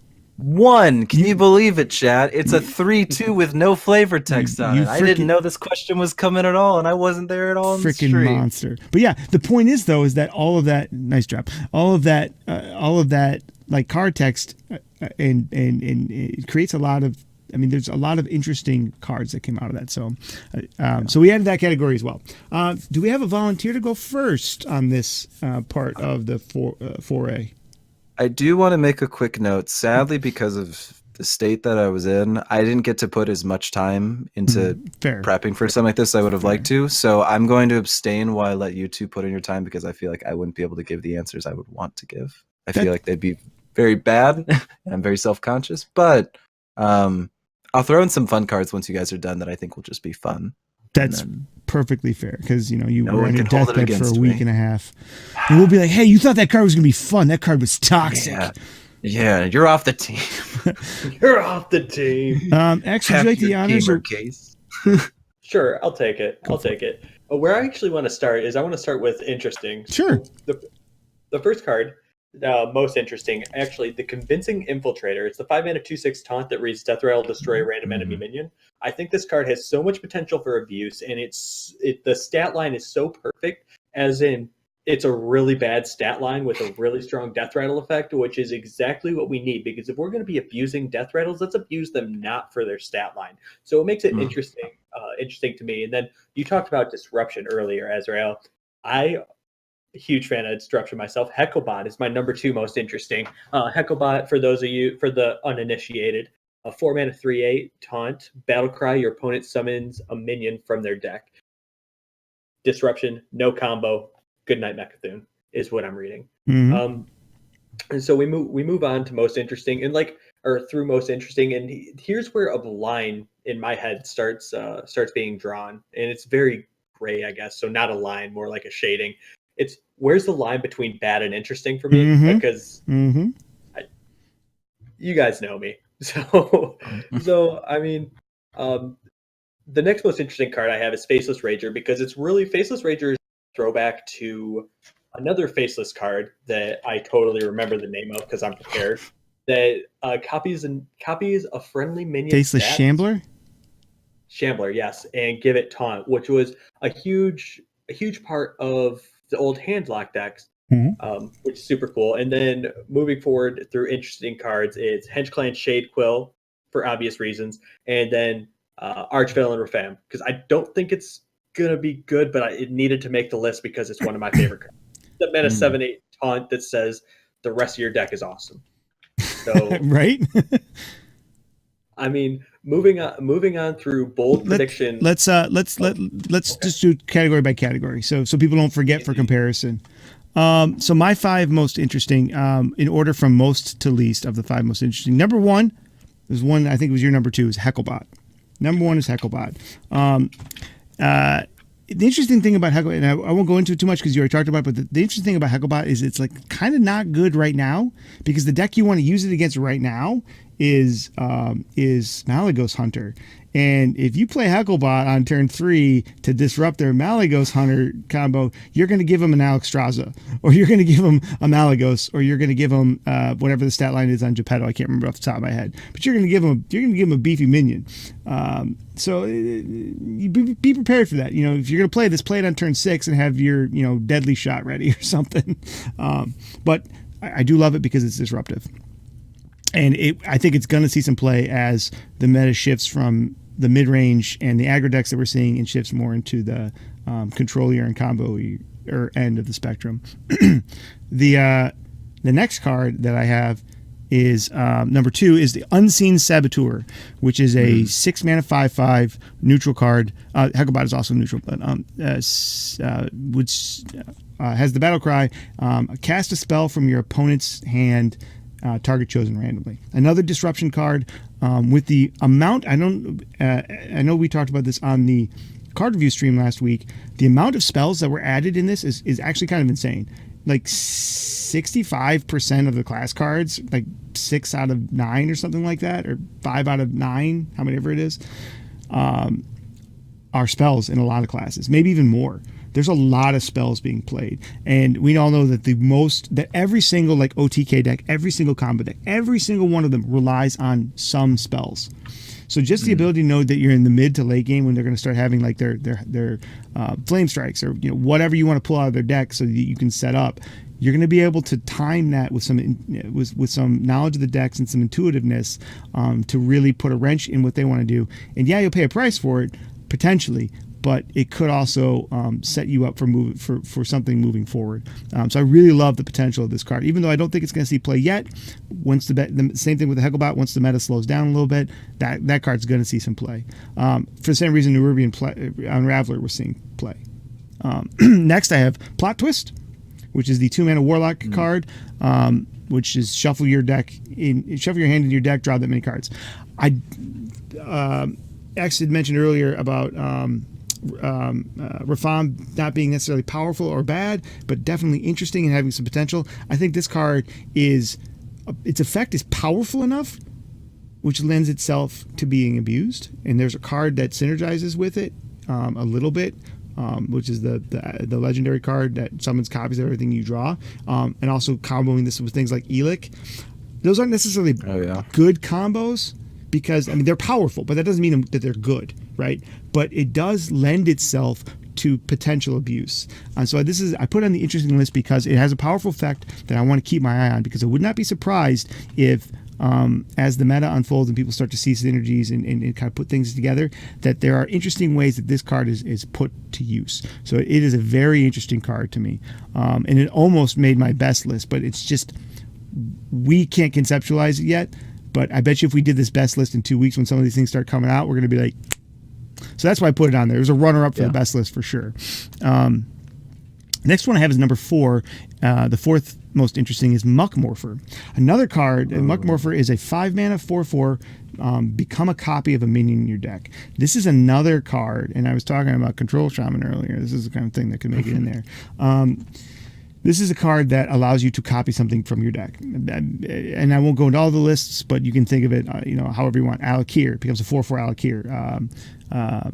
Malygos becomes a 4/4 Malygos, et cetera, et cetera, et cetera. And anytime we've seen these effects before, whether it's Barnes, whether it's Recruit, mechanics, whatever it is, anytime you can cheat something out of your deck, or more importantly, cheat additional copies of it out of your deck, it's something that can be abused and manipulated and prove powerful. So this is another one that we don't know, might not be able to envision how it's going to be good now, but I have a feeling that this card's gonna pop up soon. And then the final one I have is Archivist Elysiana, which is the 7-mana 7/7. Discover 5 cards and put replace your deck with 2 copies of them. I love this card. I think there are all kinds of ways that this card can be abused. As Rude Clouds had mentioned in the tournament, it was being abused. I think there are all kinds of ways that this card can be abused. I think there's all kinds of ways that this card can just make decks that want to go late better, because it gives you a way to avoid fatigue, or it gives you a way to avoid decks that want to strip your deck out and then put a bunch of bombs in it. You can negate that by turning them all into these other cards. There's all kinds of applications for this card that I find extremely interesting. I just don't know if the refined deck for them is going to come out anytime soon, but I think this is a card we're going to come back and look at and say, hey, we kind of saw this coming. So that's my 5 most interesting. Eric, just hearing our top 5s, any comments since you don't have one of your own? I seem to, something must be wrong with my ears, because no one said Jumbo Imp, and I think that honestly is the biggest crime with no Jumbo. Next list. Oh, yeah. Okay, good. There you go. Because if it did make this, then I don't know. I don't want to live. All right, X, kick us off with. Oh, I'm sorry. Go ahead, Eric. No, please. I some of the cards that I'm excited about, I think, as I just keep perusing through the list, I think will actually be on some of your lists, anyways. Okay. So maybe we'll save your comments for the end, like you said. Yeah, one I will tease out because I'm curious about people's thoughts, but I will just say 9 lives I'm very curious about. I think it's a super interesting mechanic, especially for a class like Hunter. So that almost made my most interesting list. It's got my attention for sure. But I'm curious now about where we go from here. So let me turn towards you real quick. All right, Rude Clouds. I'm gonna name. That's right, I did it. I love it. I'm gonna name 5 cards, and what I want you to do is I want you to tell me what this list is. You can do that. Okay, so let me read them off for you. Jumbo Imp, Magic Carpet, Desperate Measures, Dr. Boom Scheme, and Rafam Scheme. Oh, okay. Well, so this is your worst list. This is by far your worst list. Hearing Dr. Boom Scheme didn't have to leave your mouth for more than half a second for me to know that right away. Absolutely, that's the worst list. A couple notes on them. Jumbo Imp is bad because you don't want to play a lot of imps. You don't want to play a lot of demons because that's just bad. This effect's it's just never gonna play out. Paladin secrets are bad, so like when you get to choose which one it is. So if you're putting a random one in there, desperate. Even when Magic Carpet, no one knows what it does, because even during the card review stream, everyone was like 3 mana 1/6 next. Mm-hmm. And then Dr. Boom Scheme, self-explanatory. But what I really want to talk about is Rafam Scheme and how it's literally it's Hyreek the Bat, only 5 mana cheaper, and it's still worse. So okay, don't say something you'll regret. We all think Hyreek is bad. I regret everything I say all the time, so it's we do what we can. As for me, interestingly enough, our lists are kind of similar, but it's probably by the fact that we talked about a lot of these cards. I don't know, pretty good amount of detail a week ago. So my fifth, or my worst card, my absolute worst card in the entire set, number 1, Dr. Boom Scheme. This card's terrible. This card is terrible. I talked about it in my review of it. If this was it's 1 mana, a 4 mana scheme that gain 1 armor, and every turn that's in your hand, it goes up by 1 armor. Now, I had mentioned that if this was gain 2 armor, this card would be broken. I mean, this would be a good card. It would be a good card. But adjusting the mana cost on this card doesn't make it better. Like, at no point does this card become, like, to me, playable. I don't care if it's 1 mana gain 1 armor, and then in 5 turns you're paying 5 mana to gain 1 armor, because guess what? They had that card before and it didn't see play. Remember? So, like, the point at which this card has to get to be good is not worth wasting a card slot or holding on to it for 5 turns. It's a bad card. But if it was gain 2 armor, it would be real broken real fast, even at 4 mana. Absolutely, and yeah. Go ahead. I was gonna say, because like at turn 10, if you had the card in your hand, gaining 20 life, that's game breaking. That's not. Yep. That's not over. That's just game breaking. Yep. So like the threshold there is pretty big, and they erred on the side of caution, which they should, because Warrior's been oppressive with armor for a year. But in the process, they made this card absolutely garbage. Next is the Underbelly Ooze. Now this is a card that I struggled putting on this list, and the card that was going to take its place. This was between this and the Desperate Measures. The Paladin the random secret one. But then I realized that Desperate Measures could actually be kind of manipulated, right? Because you can play the secrets, the good secrets first, or the bad secrets first, and you can kind of manipulate, and it kind of increases your chances of getting a good secret. So it's like, yeah, that squeaks this one off the list. Underbelly Ooze as a 7 mana 3/5. Whenever it takes damage, summon a copy of this. It's going to get experimented in with that buff paladin I was talking about, that duplicating buff paladin. It's going to get experimented with in that deck, but it's not going to be good because you're paying 7 mana for a 3/5. I don't care how many copies of it you get. It's bad. Portal Keeper is the next one. Portal Keeper is a 4 mana 5/2 neutral demon, which has the card text that reads shuffle 3 2/2 demons in your deck with Rush. I struggle to put this one on this because its sister card, which is a little bit a bigger version of this, actually seems like it could be playable. And this card is like on the borderline of playable, but I think it's a kind of a trap card. Like, yeah, it could be playable. You could put it in a deck and it could be viable, but there are better options. There are just better options. And overall, I don't even see this card seeing a whole lot of play in Arena for the stat line. It's just one of those cards that's like, it's a cool design. It's Big Brother card, which is the Portal Overlord, which is a 6 mana 5/6 shuffle 3 cards in there. Could be playable. Could be. Potentially. This is just not, though. Next is Mutate, which is a 0 mana shaman spell, which is Evolve 1, essentially. It is a card that it's kind of like the Gurubashi chicken. It's a card you're never going to put in your deck unless there's a deck that exists that we can't think of yet, or that we haven't thought of yet. You're never going to put it in your deck, and when you get it randomly, occasionally it's going to be good, but most of the time you're going to be like, well, this sucks.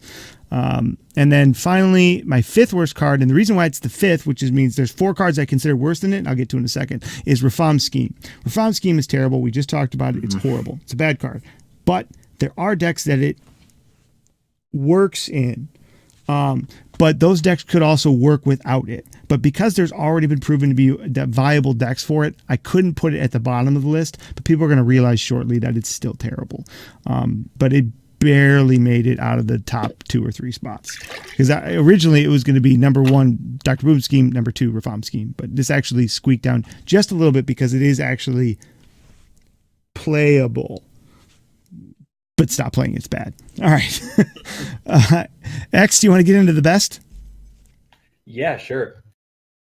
Let me scroll up because I totally have it off the top of my head. Number 1 best card in the set. You ready for it? Toxfin. Nice call.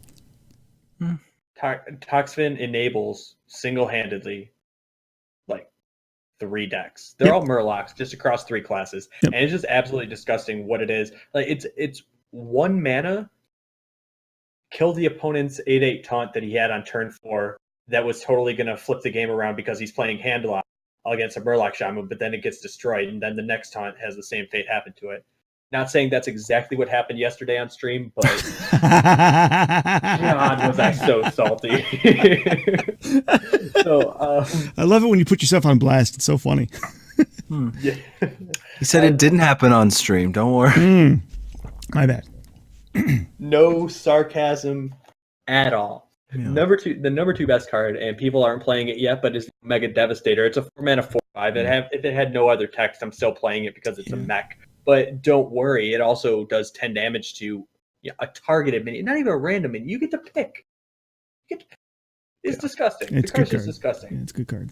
Vendetta is, a better Wing Blast, and Wing Blast is insane. Mm-hmm. So Vendetta is a card that says, it's a rogue card that says deal 4 damage to a minion, costs 0 if you're holding the card from another class. That doesn't happen in Rogue. What are you talking about? That's hard to pull off. You know what I'm saying? Crystal Power. I'm surprised Crystal Power was so low on the list for me, but it's just Druid's not good right now, so I feel comfortable putting it lower. It's just like once people start playing Druid, Crystal Power is going to be in literally every single deck. It's Living Roots. Yeah. It's the modern day Living Roots. And then Hench Clan Hogsteed. My baby. I knew that card was going to be on there. I was like, is he actually going to kick it off the list? Because you raved on that card last week. It is so good. Even if people haven't seen it yet, it is so good because 2 mana, 2/1 neutral with Beast with Rush. When it dies, it summons a 1/1 Murloc. Sorry, go ahead. Yeah, no, perfect. It did need to be explained. And so first off, it has both of the tags that are super important to aggressive decks, right? Yes. Beast and Murloc. It synergizes in Beast decks, Master's Call with Hungry Crab. Mm-hmm. So Hungry Crab is a 1 mana 1/2 destroy Murloc, get +2/+2. So that synergy there is absolutely insane. For 3 mana, you get to destroy a minion, or potentially on turn 3, trade into a minion, and then summon a 1 mana 3/4. Yeah, it's just it's crazy powerful. Like, not just that, there's all sorts of different applications you have for it. I'm not going to, but the card is good, and if it's not on your radar, put it on your radar. Yep. Mm-hmm. Yep. I like your list a lot. My original list looked very similar to yours, and again, you and I did the stream together. We agreed on a lot of cards. But as I was doing this list and looking back on my old list, I decided to take some risks on this list. So I could bite this. I'm fully prepared in 3 or 4 months, if we look back on this, to eat some crow on this list. I'm fully prepared for that. But I wanted to take some risks because I kind of, maybe I had a feeling, maybe I was feeling risky. I don't know. But here we go. Number 1, most broken card in the set, Geppetto Joybuzz. That's the most powerful card in the set, the best card in the set. The reason why I say that is because it is a card that enables OTK mechanics, period. Whenever you have that, it's going to see play. It's going to get abused. And outside of a nerf, it's just going to keep happening, right? Like how we complained about cards like Mechathune forever and forever and ever, and they never nerfed Mechathune. They just nerfed cards around it, right? So Geppetto Joybuzz is going to see play. It's going to see abuse. It's being abused right now, and that's a card that I think that as long as it exists, it can even be played in more legitimate decks. If you have a deck filled with battle cries, powerful battle cries, or powerful even death rattles, or powerful combo enablers of some kind, it's gonna see play. It's a versatile card. When I remember seeing this card for the first time when I was in Denver, Brooke and I looked at that card when they revealed it, and we literally looked at each other and we went, "What the Blizzard? Why are you doing this?" Because we immediately, our brains went there, and now we're seeing that in reality. And I just think it's a powerful card, and we're gonna see it enable some cool stuff and more often than not some OTK or annoying stuff. My number 2, this is where it gets a little even riskier. If that wasn't risky enough, my number 2 is Heist Baron Togwaggle. Hello. Yeah, which is a 6 mana 5/5. If you control a lackey, discover a fabulous treasure, and the treasures are the same rewards that you would get from Marin's Chest. This card in the right rogue deck is bonkers, right? And I can see this. I've already seen some experimentation with this card, and just running one of them is a huge tempo swing. Like, if you guys, Marin the Fox kind of fell out of favor, but do you remember when Marin the Fox first came out and people were like summoning 2 Deathwings for basically for free when they would play that, and it was just like, yep, auto concede, I lose. If you guys think it's bad right now when a mage pulls off the summon 2 6/6 cards, what's that one called? Conjuring something? I can't remember.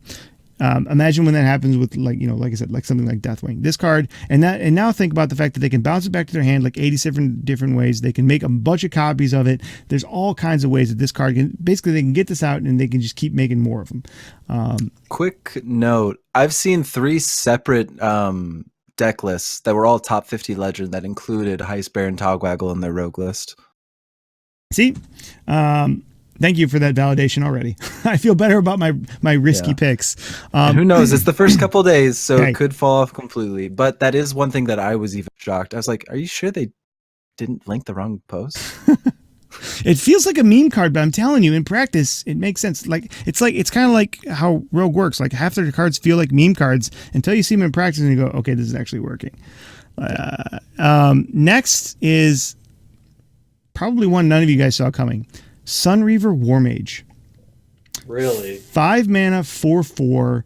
If you're holding a spell that costs 5 or more, deal 4 damage, and that damage can go face. Absolutely, really. You guys remember a card called Blackwing Corruptor back in the Black Rock Mountain expansion? That card was in every deck that could fit it, and it was a 5 mana 5/3 that would deal 3 damage if you're holding a dragon. This card has flown under the radar. I haven't heard it talked about a lot, and even when X and I talked about it during the card review stream last week, even he was kind of. I felt like you were lukewarm on it. I felt, and maybe I'm way overvaluing it, but I just see this making its way into mid-range, control, and aggressive decks. It's very easy to get a spell that costs 5 to cast. And there's a lot of ways to activate this, and especially in decks like Rogue, where they're going to run Sprint because they don't have a lot of card draw, and they're going to want to like shuffle through all these cards they're shuffling into their deck. You just hold a Sprint, and pop this bad boy off and keep bouncing it back to your hand or making more copies of it, and you can just kill them with tons of copies of this card. I see the potential for this card, and I'm both excited and a little terrified of it because I remember how good Blackrock Corruptor was a few years back. So that's my number 3. Number 4 is the Underbelly Angler, which is the Shaman 2-mana 2/3 Murloc that whenever you play Murloc, summons random Murlocs. This was almost Toxfin, but then I was like, you know what? Toxfin's a strong card, but Toxfin isn't gonna. The Murloc decks aren't going to exist without cards like the Angler to generate more cards. So this is while Toxfin is an enabler for Murloc decks, this is an enabler for Toxfin to be in Murloc decks to work. So that's why this one made the list for me.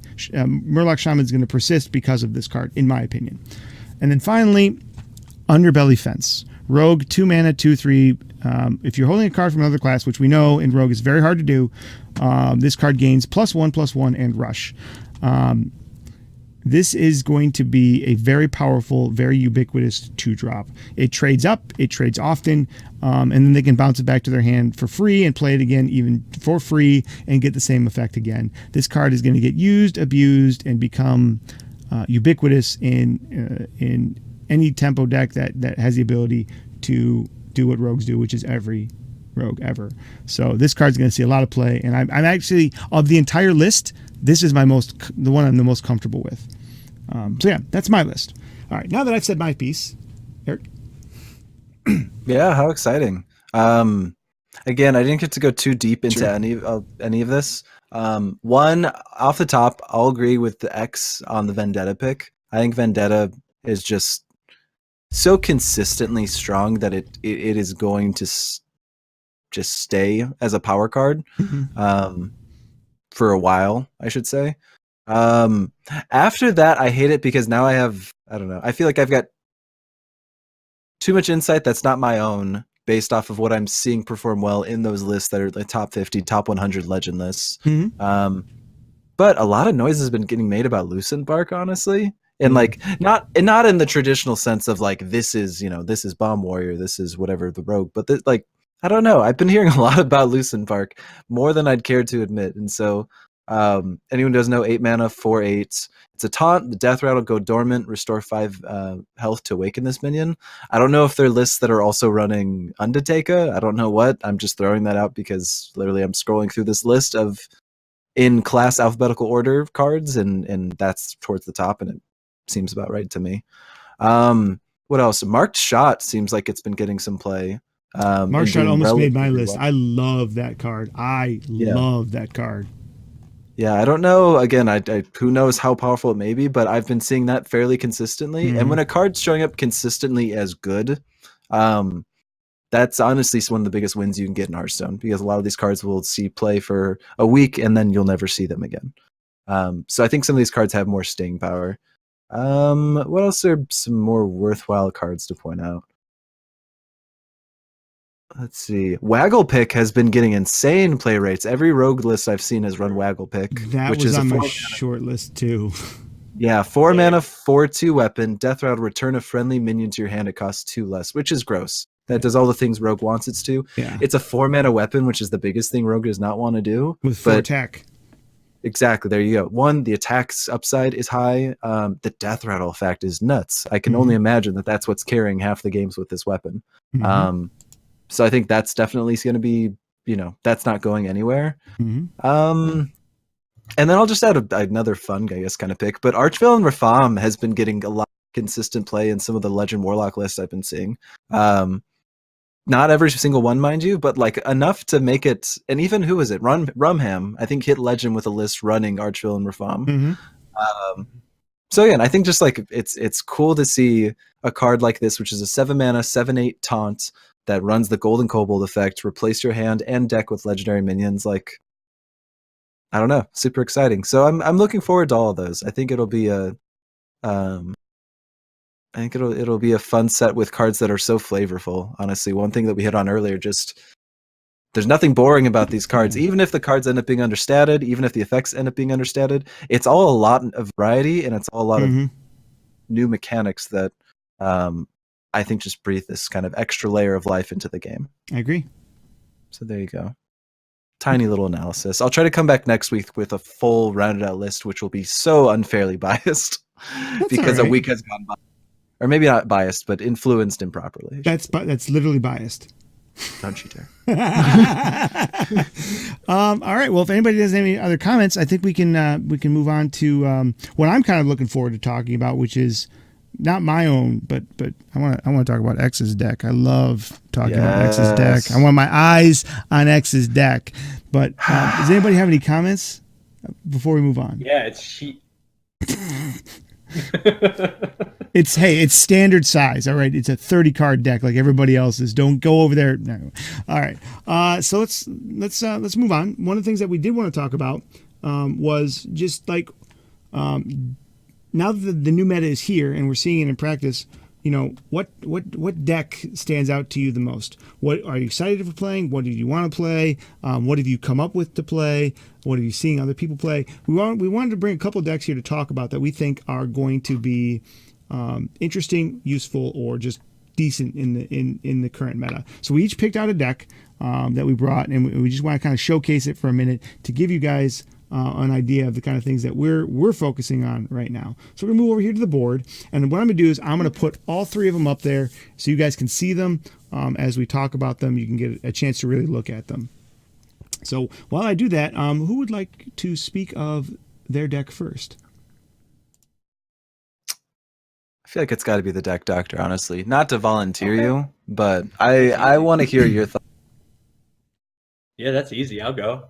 So it's no secret that I love Evenlock. I've said it 2 times in this stream and literally every other podcast we've done how much I love the deck, and that lends itself easily to hand lock, and that's where I started. I actually built a control lock first with it was a largely different list, and Ben from work came along. Good friend, member of the EO community. He brought the majority of this list. Like I made a few changes, but the shell is 100% his, and it is so strong. It has the typical hand lock things of the Twilight Drake and the Mountain Giant that you can play on 4, being really an unfair jerk to everybody around you. It's got the classic Ancient Watcher, 4/5 taunt can attack, and the Arcane Watcher, which is the 3-mana 5/6 can attack and let you have spell damage, which actually can get triggered by the Violet Warden, which is a 6-mana 4/7 taunt, which again lends itself right into the Faceless Rager, which is a 3-mana 5/1 copy of Friendly Minion's Health. So now you have the options for the Rager to hit the Violet Warden, to hit the Arcane Watcher, Giant, Drake. And so we're seeing all of these moves, all of these smooth things come together, along with the draw engines available to Warlock, being Mortal Coil, Blood Mage Thalanos, and obviously just the tap. We're still working on a way to come back from behind rather than just playing minion into minion, and that's what Shadow Flame's there for, but Shadow Flame doesn't always do the job that you need it to do. Luckily, Warrior's bad, so it just crushes Warrior. It just crushes Warrior. It loses, however, though, to any Tempo Mage deck you come across, which is unsurprising. Warlock's always had that issue. And aside from that, just like with most Warlock decks, if you play well, there is no miserable matchup outside of Tempo Mage. Okay. X. X. I love this deck just because of the fact when you told me about this deck, I literally got giddy. I was on stream and you popped in and you were talking about it, and I stopped what I was doing. It's like, give me that list, because my OG favorite list ever is old school handlock. So anytime a handlock deck comes around that that's revitalizing the archetype, I get really excited. And this, I mean, there's things about this that remind me so much of playing legit OG even lock. You've got Ancient Watcher in there. You've got Sunfury Protectors. You've got Earthen Ring Farseers. You've got Defender of Argus. You've got Shadow Flame, and you've got the Twilight Drakes. You've got Ziliox.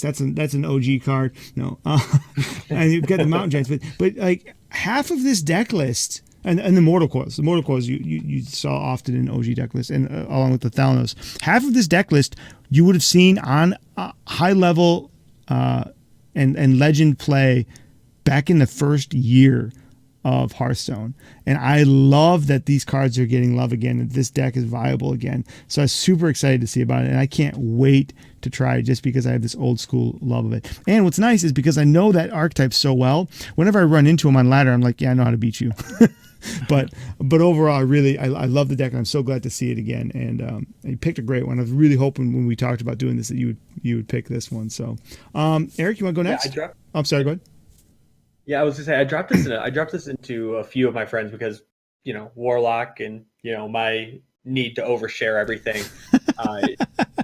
So Rumham was actually one of the dreamers who I dropped it in. He's another good friend of Eternal Orbit. Mm-hmm. And he was at like 300 legend or something, threw this into his stream, and he took it with very few changes into top 100, and from there tweaked it and reached top 50 with handlock. Nice. So I was pretty, after seeing that level of success and then my own success, not only comfortable with the deck, but it's like I'm convinced that it's good. Convinced.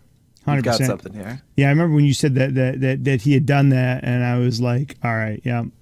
So that's two of the players that I have a great deal of respect for, both approve of this deck, yourself and him, and I was like, okay. Not only is it a deck that emotionally I love, but it's getting the seal of approval from high level skill players. I'm like, I'm all about this deck now. So, Root, any comments on this, or do you want to move into your own? No, it looks super clean. I just love the fact that it's taking advantage of cards that I think people were very on the fence about, which are mostly things like the Arcane Watcher, using the Dalaran Librarian, Ancient Watcher, gleaning into somewhat of a silence, a silence-based deck for its sort of backbone. I think it's super cool to see that it's working, because I don't know. I'm one of those people. It's just like, I think I will always have that slight new player feel where you see a card that's so overstated and you realize, oh, it's because it can't attack this turn, or can't attack at all, maybe. But you just know, I could connect face with this sometime, and it could cost less mana and do more damage than hitting face with a different card. And that's always so exciting. That never goes away from me, and it sounds like it's a similar feeling. So like, it just tickles that part of the brain where you're like, I'm getting away with this shit. It feels great, and so I think it's not only is it a cool list to see, but it's a cool list to know is performing well. So yeah, I'm super. Shout out to Ben from work. Shout out to Rumham. Shout out to Exiles. Just clean crew, cleaning up the cool decks with a C in it. One more comment I want to throw in here that I forgot to mention when I was talking about the cards that are in this deck. Violet Warden is a 6 mana. Is it a 4/7? With taunt plus 1 spell damage. I remember running across this when we were doing the card review last week and saying, this card looks bad or looks mediocre, but it's going to see play. And this is exactly the kind of deck that I envisioned it in, because Warlock, especially Handlock, has taken cards that are like obscure or niche or like mediocre and found ways to make them valuable and viable in ways that probably the only class that could do something that drastic would be like Priest, right? And so I love seeing that card in here, because the validation of seeing that just feels pretty good. So, Rude, do you want to talk about your, or do you want me to talk about my? No, I'll talk about mine. Don't worry. A gentleman goes second. Yeah, so this list, again, it's one of those lists that I think everybody knew was coming based off of the cards that were revealed. Oh yeah. And I'm part of that lowest common denominator. I will take, you put you put the carrots in front of me, and I'm gonna follow them. And this is the carrots in front of me. This is just a no holds bar Murloc Shaman that is just dealing so much damage. Leaning into the overload with the Lickum, which is a weapon. It's a 1/3 weapon, I believe, for 2 mana. And when you overload, it adds +2 or +3 attack. I was not as prepared for this as I thought I was. But it's a mechanic that's enabled attack. By the. Okay, that made sense, especially considering that card that was based off your spell damage before that was the exact same. Spirit Claws. Yeah, there you go. It's my way to talk about it. So anyways, it's a list. This one specifically was pulled from Cat Hearthstone. Everyone who's in here should probably be familiar with them at this point. Incredible Hearthstone player. We were talking about them before we started the stream, and Exiles had mentioned that they went double rank 1 legend. And I remember now thinking about them holding that, and it was a big back and forth between Asmo, and it was just very cool to see it pulled off. So this is a deck coming from someone with a lot of experience. They went 23-4 with it on their way to legend, and it just I'm a very much OG Murloc lover. Before I could afford a single deck, I remember the deck that really got my attention was watching DreamHack and seeing people play Murloc Paladin. And so ever since then, Murloc Paladin has been part of the top 3 core OG decks that I've just fawned over. And so seeing this enabled with a class that's not Paladin already got my attention. And then seeing the tools that Shaman has, which is just gross burst. You see the Bloodlust, there's only 1 copy, but between that Lava Burst, a 3 mana 5 damage anywhere spell, that's properly overloaded for 2. This is just a deck that says, Hunter who, I'm going to be the one to take over the game and smash you down before you can do anything about it. So I'm really looking forward to running it. I haven't even opened my packs yet, so I'm hoping that I get a few things to help enable it from there, but I don't know. It's just cool to see that. And the Murloc Tasty Fin, a nice way to round out how last season I said Murloc Tasty Fin was the 4th worst card of the expansion, and now I get a chance to play it. I might even say it was the 2nd worst. I said it was the 2nd worst. Yeah. So everything's just coming up Millhouse with this one. I think it's going to be a lot of fun. And I'm really looking forward to playing it. I don't know. It's just cool to have a direction like that so early on, because when you start a new expansion, it just feels, you can't plug that hole. That's the ship's got taken on water and there's too much all at once. So this is my thing to focus on while the ship sinks.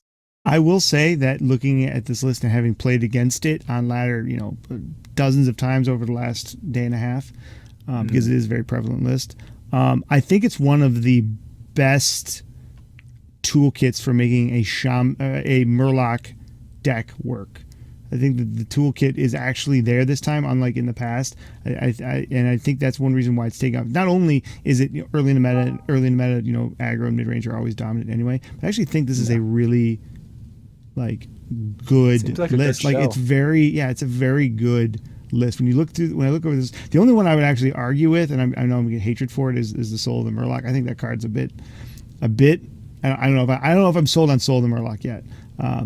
Well, I was actually thinking the complete opposite as you when it comes to that card. As sure. I know we roasted it when we rated it, but then I had it played against me, and I nearly cried because not only was it good, but it was the card that won the game against me. Right. And I was surprised and sad at the same time. I think the card is super overperforming, and maybe it's just because it's early but oh my God, I'm having trouble with the card. I remain open to being wrong on that, and I might be getting confirmation bias. I'm thinking it was bad, like we had talked about, because of the fact that the deck I'm running does pretty well against this deck.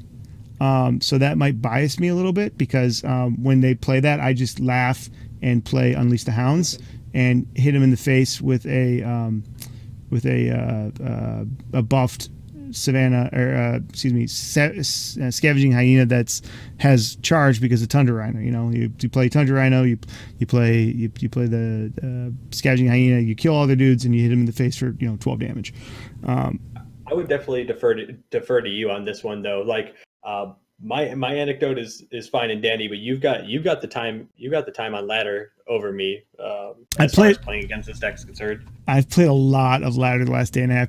Maybe the most of the three. Well, I know more than Eric, but probably the most of the three of us would on a normal basis. I've been chewing it up. I got 4 hours of sleep last night. I've been playing a lot of ladder, but it's because I'm having a lot of fun in the new meta. This deck that I brought is it's my deck. I built this myself. It's my own homebrew, so I'm probably a little biased, probably definitely, but I love this deck. I've been having a lot of fun with this deck. I've iterated a little bit, and it's still in the refining process. But this version of it, I'm very comfortable bringing here. I wouldn't have brought it.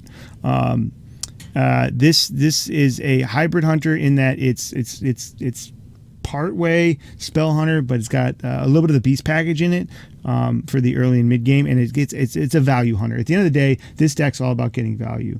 And some of the key cards in this deck, like Mark Shot, I love that card. I love that card, but that card only works if you've got the ability to back it up, because doing 4 damage for 4 mana and doing nothing else other than discovering a card can be a huge tempo loss. But Hunter has the ability to poop stuff out on the board, or to have big stuff on the board, or because of things like Zul'jin, to get that extra value out of it, that they can survive through that. But the key elements to this deck is what I tried to do is I tried to emulate what made Hybrid Hunter with what made Rexxar good. And Rexxar, one of the things that made Rexxar good was the ability to get lifesteal, right?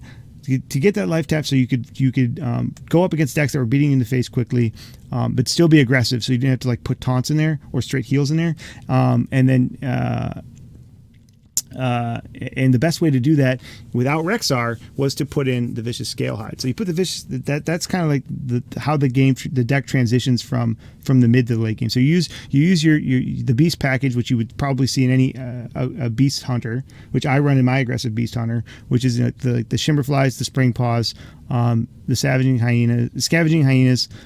You use those through the game, coupled with the secrets to basically control the board until you can get your mid-range stuff out, which is like your Vicious Scalehide with a Dire Frenzy on it, and then you get your Wyverns out, and you basically just ramp up into that, and then you can close the game out often. If you haven't just out-tempoed them, you can close the game out with Zul'jin. I've had a lot of success with this deck. I played, last count, I think it was with 3 different versions, because there's two real tech slots in this deck, which is the Deadly Shot and the Unleash the Hounds. Those 2 cards rotate a lot. Sometimes I run 2 Deadly Shots if I'm playing more control. Sometimes I run 2 Unleash the Hounds if I'm going against more aggro. Sometimes I take one of those out, put a second weapon in. But those are basically the 2 tech slots. So there's been a bunch of versions of this. But between all the versions, I have somewhere in the neighborhood of 46 games with this deck already in the last day and a half. And it's depending on the version, it's running at lowest a 57% and highest a 69% win rate with this deck. Nice. Yeah. So I'm pretty happy with it so far, given the number of games that I've played with it. But it still doesn't feel perfect, but it feels very, very close. I'm very happy with this deck. If you like Mid-Range Hunter, this is a little greedier than the Mid-Range Hunter deck, but if you like Mid-Range Hunter, if you like Spell Hunter, if you like Secret Hunter, or hell, if you even like Beast Hunter, this deck can do a little bit of that, but it has the ability to win the longer games as well.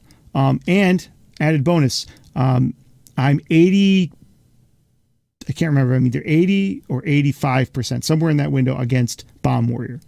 So 4 out of 5. So if you're facing a Bomb Warrior, this deck can get it done. And against Murloc Shaman, I'm somewhere on 60%. So this deck competes with a lot of things that you're going to see in the ladder.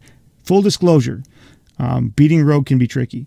I'm only like 42% against Rogue, and there's a lot of Rogues. But full disclosure, but any deck's going to have its weaknesses. But I'm a huge fan of this deck. I love this deck, and I will stand by this deck. But I really like it. So that's my submission. And yes, I would bring the Hunter deck. And yes, I would bring a Hunter deck that's as close to Spell Hunter as I can feasibly get it without being Geppetto. Because while the Geppetto deck is good, I wanted something that could win other than just by getting one burst combo out. This deck has a lot of ways to win.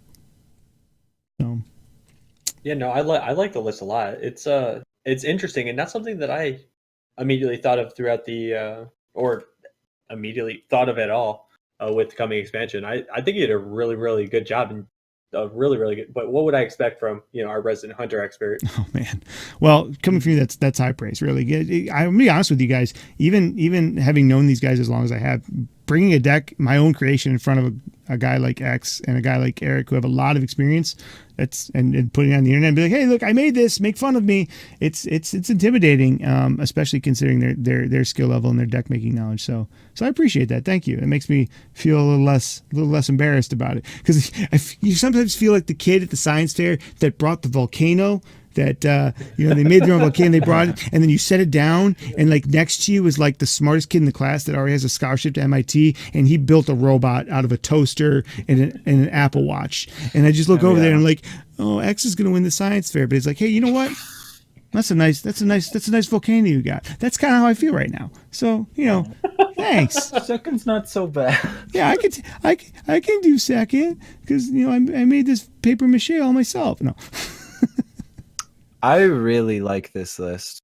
Like, the more I look over it, I almost want to talk to you about this list after the call. Mm-hmm. I'm not going to, because I'm feeling sick. Sure. But know the intent is there, because I think the most exciting thing about this is the fact that, one, like, I'm sure you're not breaking any barriers with some of this, but at the same time, there's a lot of flexibility that can go into this list. I know you mentioned a couple of the main cards that are swappable, but I think there's a lot of room to play around with this build to look for something that's the most, that's just the strongest effort for what you can pull together in 30 cards. And so what's exciting is just like, I don't know, it's obviously has a lot of familiarity. So building off of that seems naturally exciting, because you already have ideas for directions things can go that seem like you've played enough to know, like, hey, this is consistently going to be good and this won't be. So I think it's just, I don't know, I like it. And it's good to hear that it's had such positive results, considering it is a hybrid hunter, and hybrid hunter, I think, definitely is not going to be what most people are expecting when it comes to out the gate what you're going to see with hunter. They're expecting to still see a continuation of beast hunter. Part of the reason why I made this deck. Not, I mean, I do like Hunter, but I like it for a lot of reasons. But I didn't just make this deck just because I'm like, oh, I can't give up on Hunter. I'll switch class. I don't care. But I was talking in stream one day, and somebody was like, "Are you ready for Hunter to be dead?" I'm like, Hunter's not going to be dead. Hunter's existed in every meta since the beginning of this game. It's just going to be different. I said, but the tools are there. The tools are there to make something close. This plays a lot like Spell Hunter. This plays a lot like mid-range Hunter, plays a lot like Secret Hunter, because I remember talking about Unleash the Beast with X when we were doing our card review, and Unleash the Beast plays like Spellstone. Yeah. Except it does something on the board immediately, because Unleash the Beast is a 6-mana spell that summons a 5/5 Wyvern with Rush, and it has Twin Spell on it. So it's a potent spell. It does something immediately, which Spellstone didn't, and it comes back with Zul'jin the same way that it did in Spell Hunter. And the thing with Spell Hunter is Spell Hunter often had a lot of wasted cards. You'd summon a lot of things that wouldn't summon because the board would fill up. This doesn't do that. It's a lot more efficient, and you kind of can predict more what you're going to get, which is really good. And by the way, let me tell you something. Putting Dire Frenzy either from directly as a choice or from a Zul'jin recast of Dire Frenzy, putting that on one of those Wyverns with Rush is bonkers. Mm-hmm. I had 7 of them in my deck against a Bomb Warrior, and I was just top decking 8/8s with Rush, and there was nothing he could do about it. He'd remove one, and I'd summon another one, and he'd remove one, and then summon another one, and he just exhausted all of his resources, and I just beat him in the face with it. So there's a lot of ways that you can win with this deck. Yeah, it's an exciting prospect for sure. Well done. Thanks. So, and I'll post the deck code too in my chat here if anybody wants it. Does anybody else have any more comments or thoughts before we start to wrap things up, guys? If you haven't done so already, by the way, before I let them answer, last chance to go over to Twitter real quick, pop a vote in there for the Twitter poll, because we're going to talk about it here in just a minute. And if you have any questions for the Q&A, start thinking about them right now. Start writing them down, because we'll answer a few questions here at the end of the stream. That said, yeah. Any last minute comments or questions? No, I think I'm good. I'm just excited to Friday is when I will be able to log in, open everything, play some Hearthstone. So I'm really excited to jump in, because this is just, it's like the first day of I don't know, winter, whenever it snows for the first time. And it's literally just snow that hasn't been touched in the morning, and you're about to go and roll all in that. you know? I love it. So yeah, I'm looking forward to it. All right. Well, I guess we can start to close the show out then. Again, if you guys haven't posted or haven't voted yet, or if you have any questions, now's the time to start getting those ready. Eric, did you want to do the Twitter poll part now? Yeah, of course. Which we can naturally lend into a Q&A if there are some questions from anyone in here. Very quickly though, the Twitter poll, you saw it in chat. Basically, it goes over how we're 24 hours in. We're at the time of the posting here, we were just a little over 24 hours in the Rise of Shadows. We were curious about what people were thinking about with all those that play time that they had put in. Their perspective on how they thought the direction of Hearthstone was going. If they enjoyed some of the changes that were made, if they thought some things were either aggressive or not as positive, just kind of gauging people's thoughts. And we're right now at 12 votes. We've got 83%, which I've got to believe is 10 votes, saying that they're optimistic and they're feeling good about the expansion. And then 17%, which are 2 people who are not, which I think honestly lines up very, very closely with what I'm seeing from a lot of people. Yeah. Again, I think it's all to be expected. We're just coming out of an age 1 year where the meta did not shift dramatically unless Blizzard literally put their finger on the weight and said, hey, guess what? We're removing these cards from play. Like, we may as well make them so bad that you can't use them anymore. Those are the only times we saw things shift meaningfully. So I think it's fair to note that, hey, all of a sudden there's this huge level of power that's just gone from the game, which people were really requesting. And then the fact that all of a sudden there's new things that have been put in their place, whether it's mechanics, whether it's archetypes that you're seeing play, it's enough to make it so that I think it's a fresh experience for a lot of people and going to be a positive one. So I'm right there with everyone, and I agree completely. Well, if it wasn't apparent from my gushing over the last 24 hours of playing and how much fun I'm having, I'm really optimistic. I think that I love the trend that Blizzard has shown since December of being aggressive about making adjustments, i.e. nerfs, and about their willingness to admit when they've done the game harm. And to try to make adjustments. I'm a little still confused about when and how they do it. Like when they would nerf Cold Blood a month out, but they would wait till the rotation to nerf Divine Spirit. I don't know why they do stuff like that. But the point is they're doing stuff. They're doing stuff, and I'm happy they're doing stuff because it felt like for the first 9 months of last year, we were saying nerf this or fix that, and they waited till the last minute until they were desperate, and now they're being aggressive and proactive, and I love that. And it's created an environment where not only do we know, can we feel like we were talking about at the start of the show that the meta feels fresh, that the game feels new, that there's a revitalized sense of fun, but we also know that when the broken things start coming out, because they've shown us before, they're going to be quick to address them. So and that gives me a lot of hope that I'm not going to have to sit there and wait till the next expansion comes out in 4 months to have these things get. And that coupled with just how fresh the game feels, I'm with the optimist. I feel great about the game right now. And you guys know I was less than subtle about my vocal criticisms about the game over the last couple of months. I'm more in the wait and see camp. I don't mean to be a negative Nancy, but apparently that's all I feel like I can be when it comes to playing this game. This game is great for an hour at a time. But then, someone coins Mass Resurrection and then you throw, I don't know, anything that's in throwing reach. So, so I'm in the wait and see. I'm going to do my best to come at it with an open mind, but I swear to God, if I see another Mass Resurrection, my monitor's probably not going to make it through that. Yeah. Mass Resurrection was one of those cards that I think everybody feels the same way about. One of the things that's scary about that, by the way, is there's a lot less removal now. And that makes... You know who has the best removal package for it? Priest. Ironically, yeah. What's the next best? Like Warlock with Twisting Nether? I mean, like there's Hunter with Unleash the Hounds plus the toxic guy that gives everybody poison. I don't know. Anyway. Yeah, it's... Wait and see on Priest. Yeah. Wait and see on Priest. All right. So yeah, is there any questions that stand out in chat? Is something that we want to chew on real quick? Yeah, if you have any questions, please feel free. We were asked what our sub baby will be named, and that's right. Hey, yeah. we've 9 got months, as baby. rude as it gets, probably, As rude or as it maybe gets. Paul. Paul. Yeah, I'm okay with Paul. Huh. Yeah, Paul's a there's not enough Pauls in the world. Yeah, it could be a beetle. Could be the guy that's selling you a bagel at the deli. It could be one of the disciples. It's a versatile name. He's got a lot of potential with Paul. Yeah, we're setting that baby up for a future is what's happening.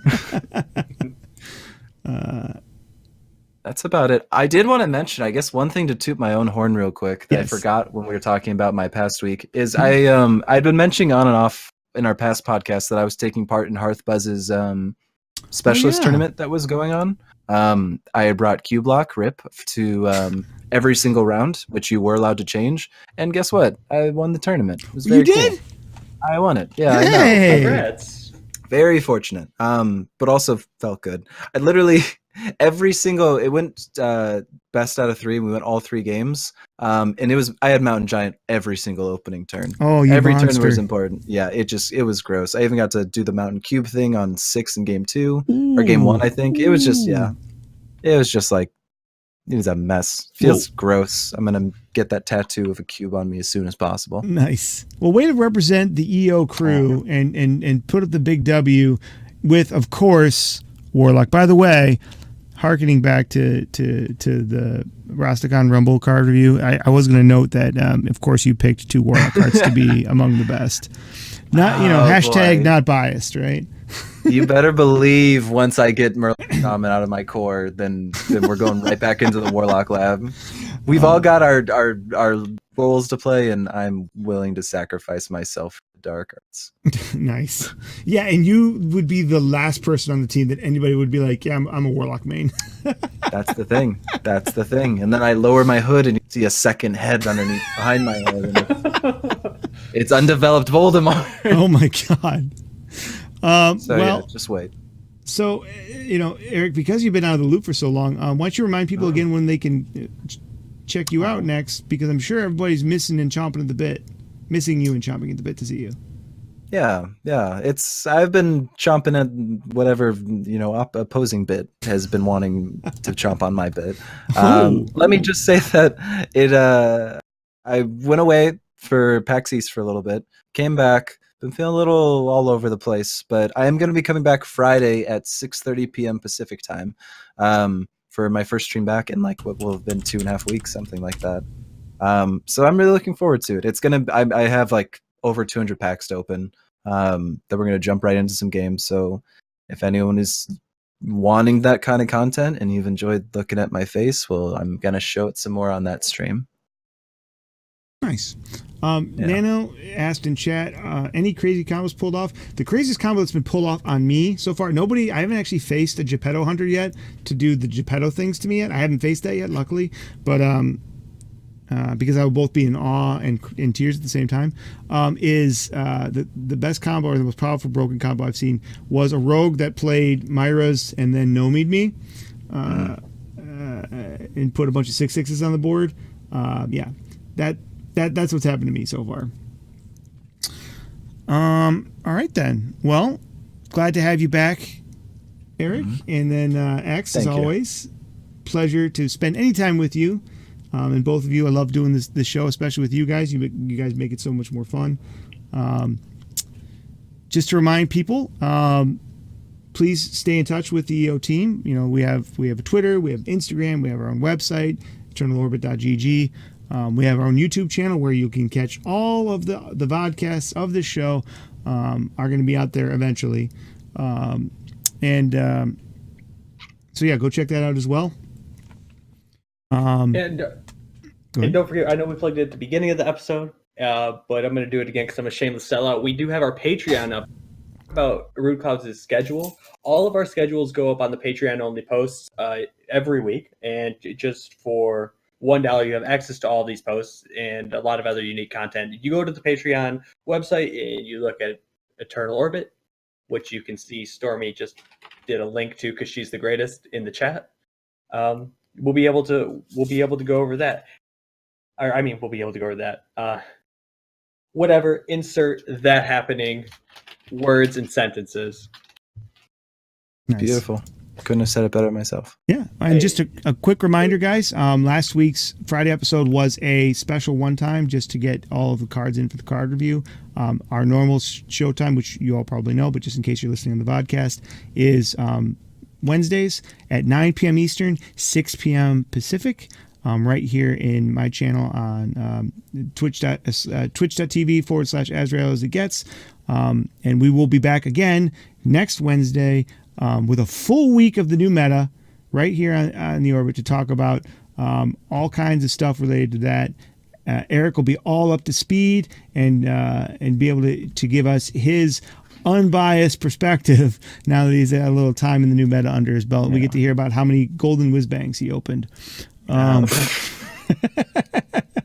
With that, does anybody else have anything else before we call it a show?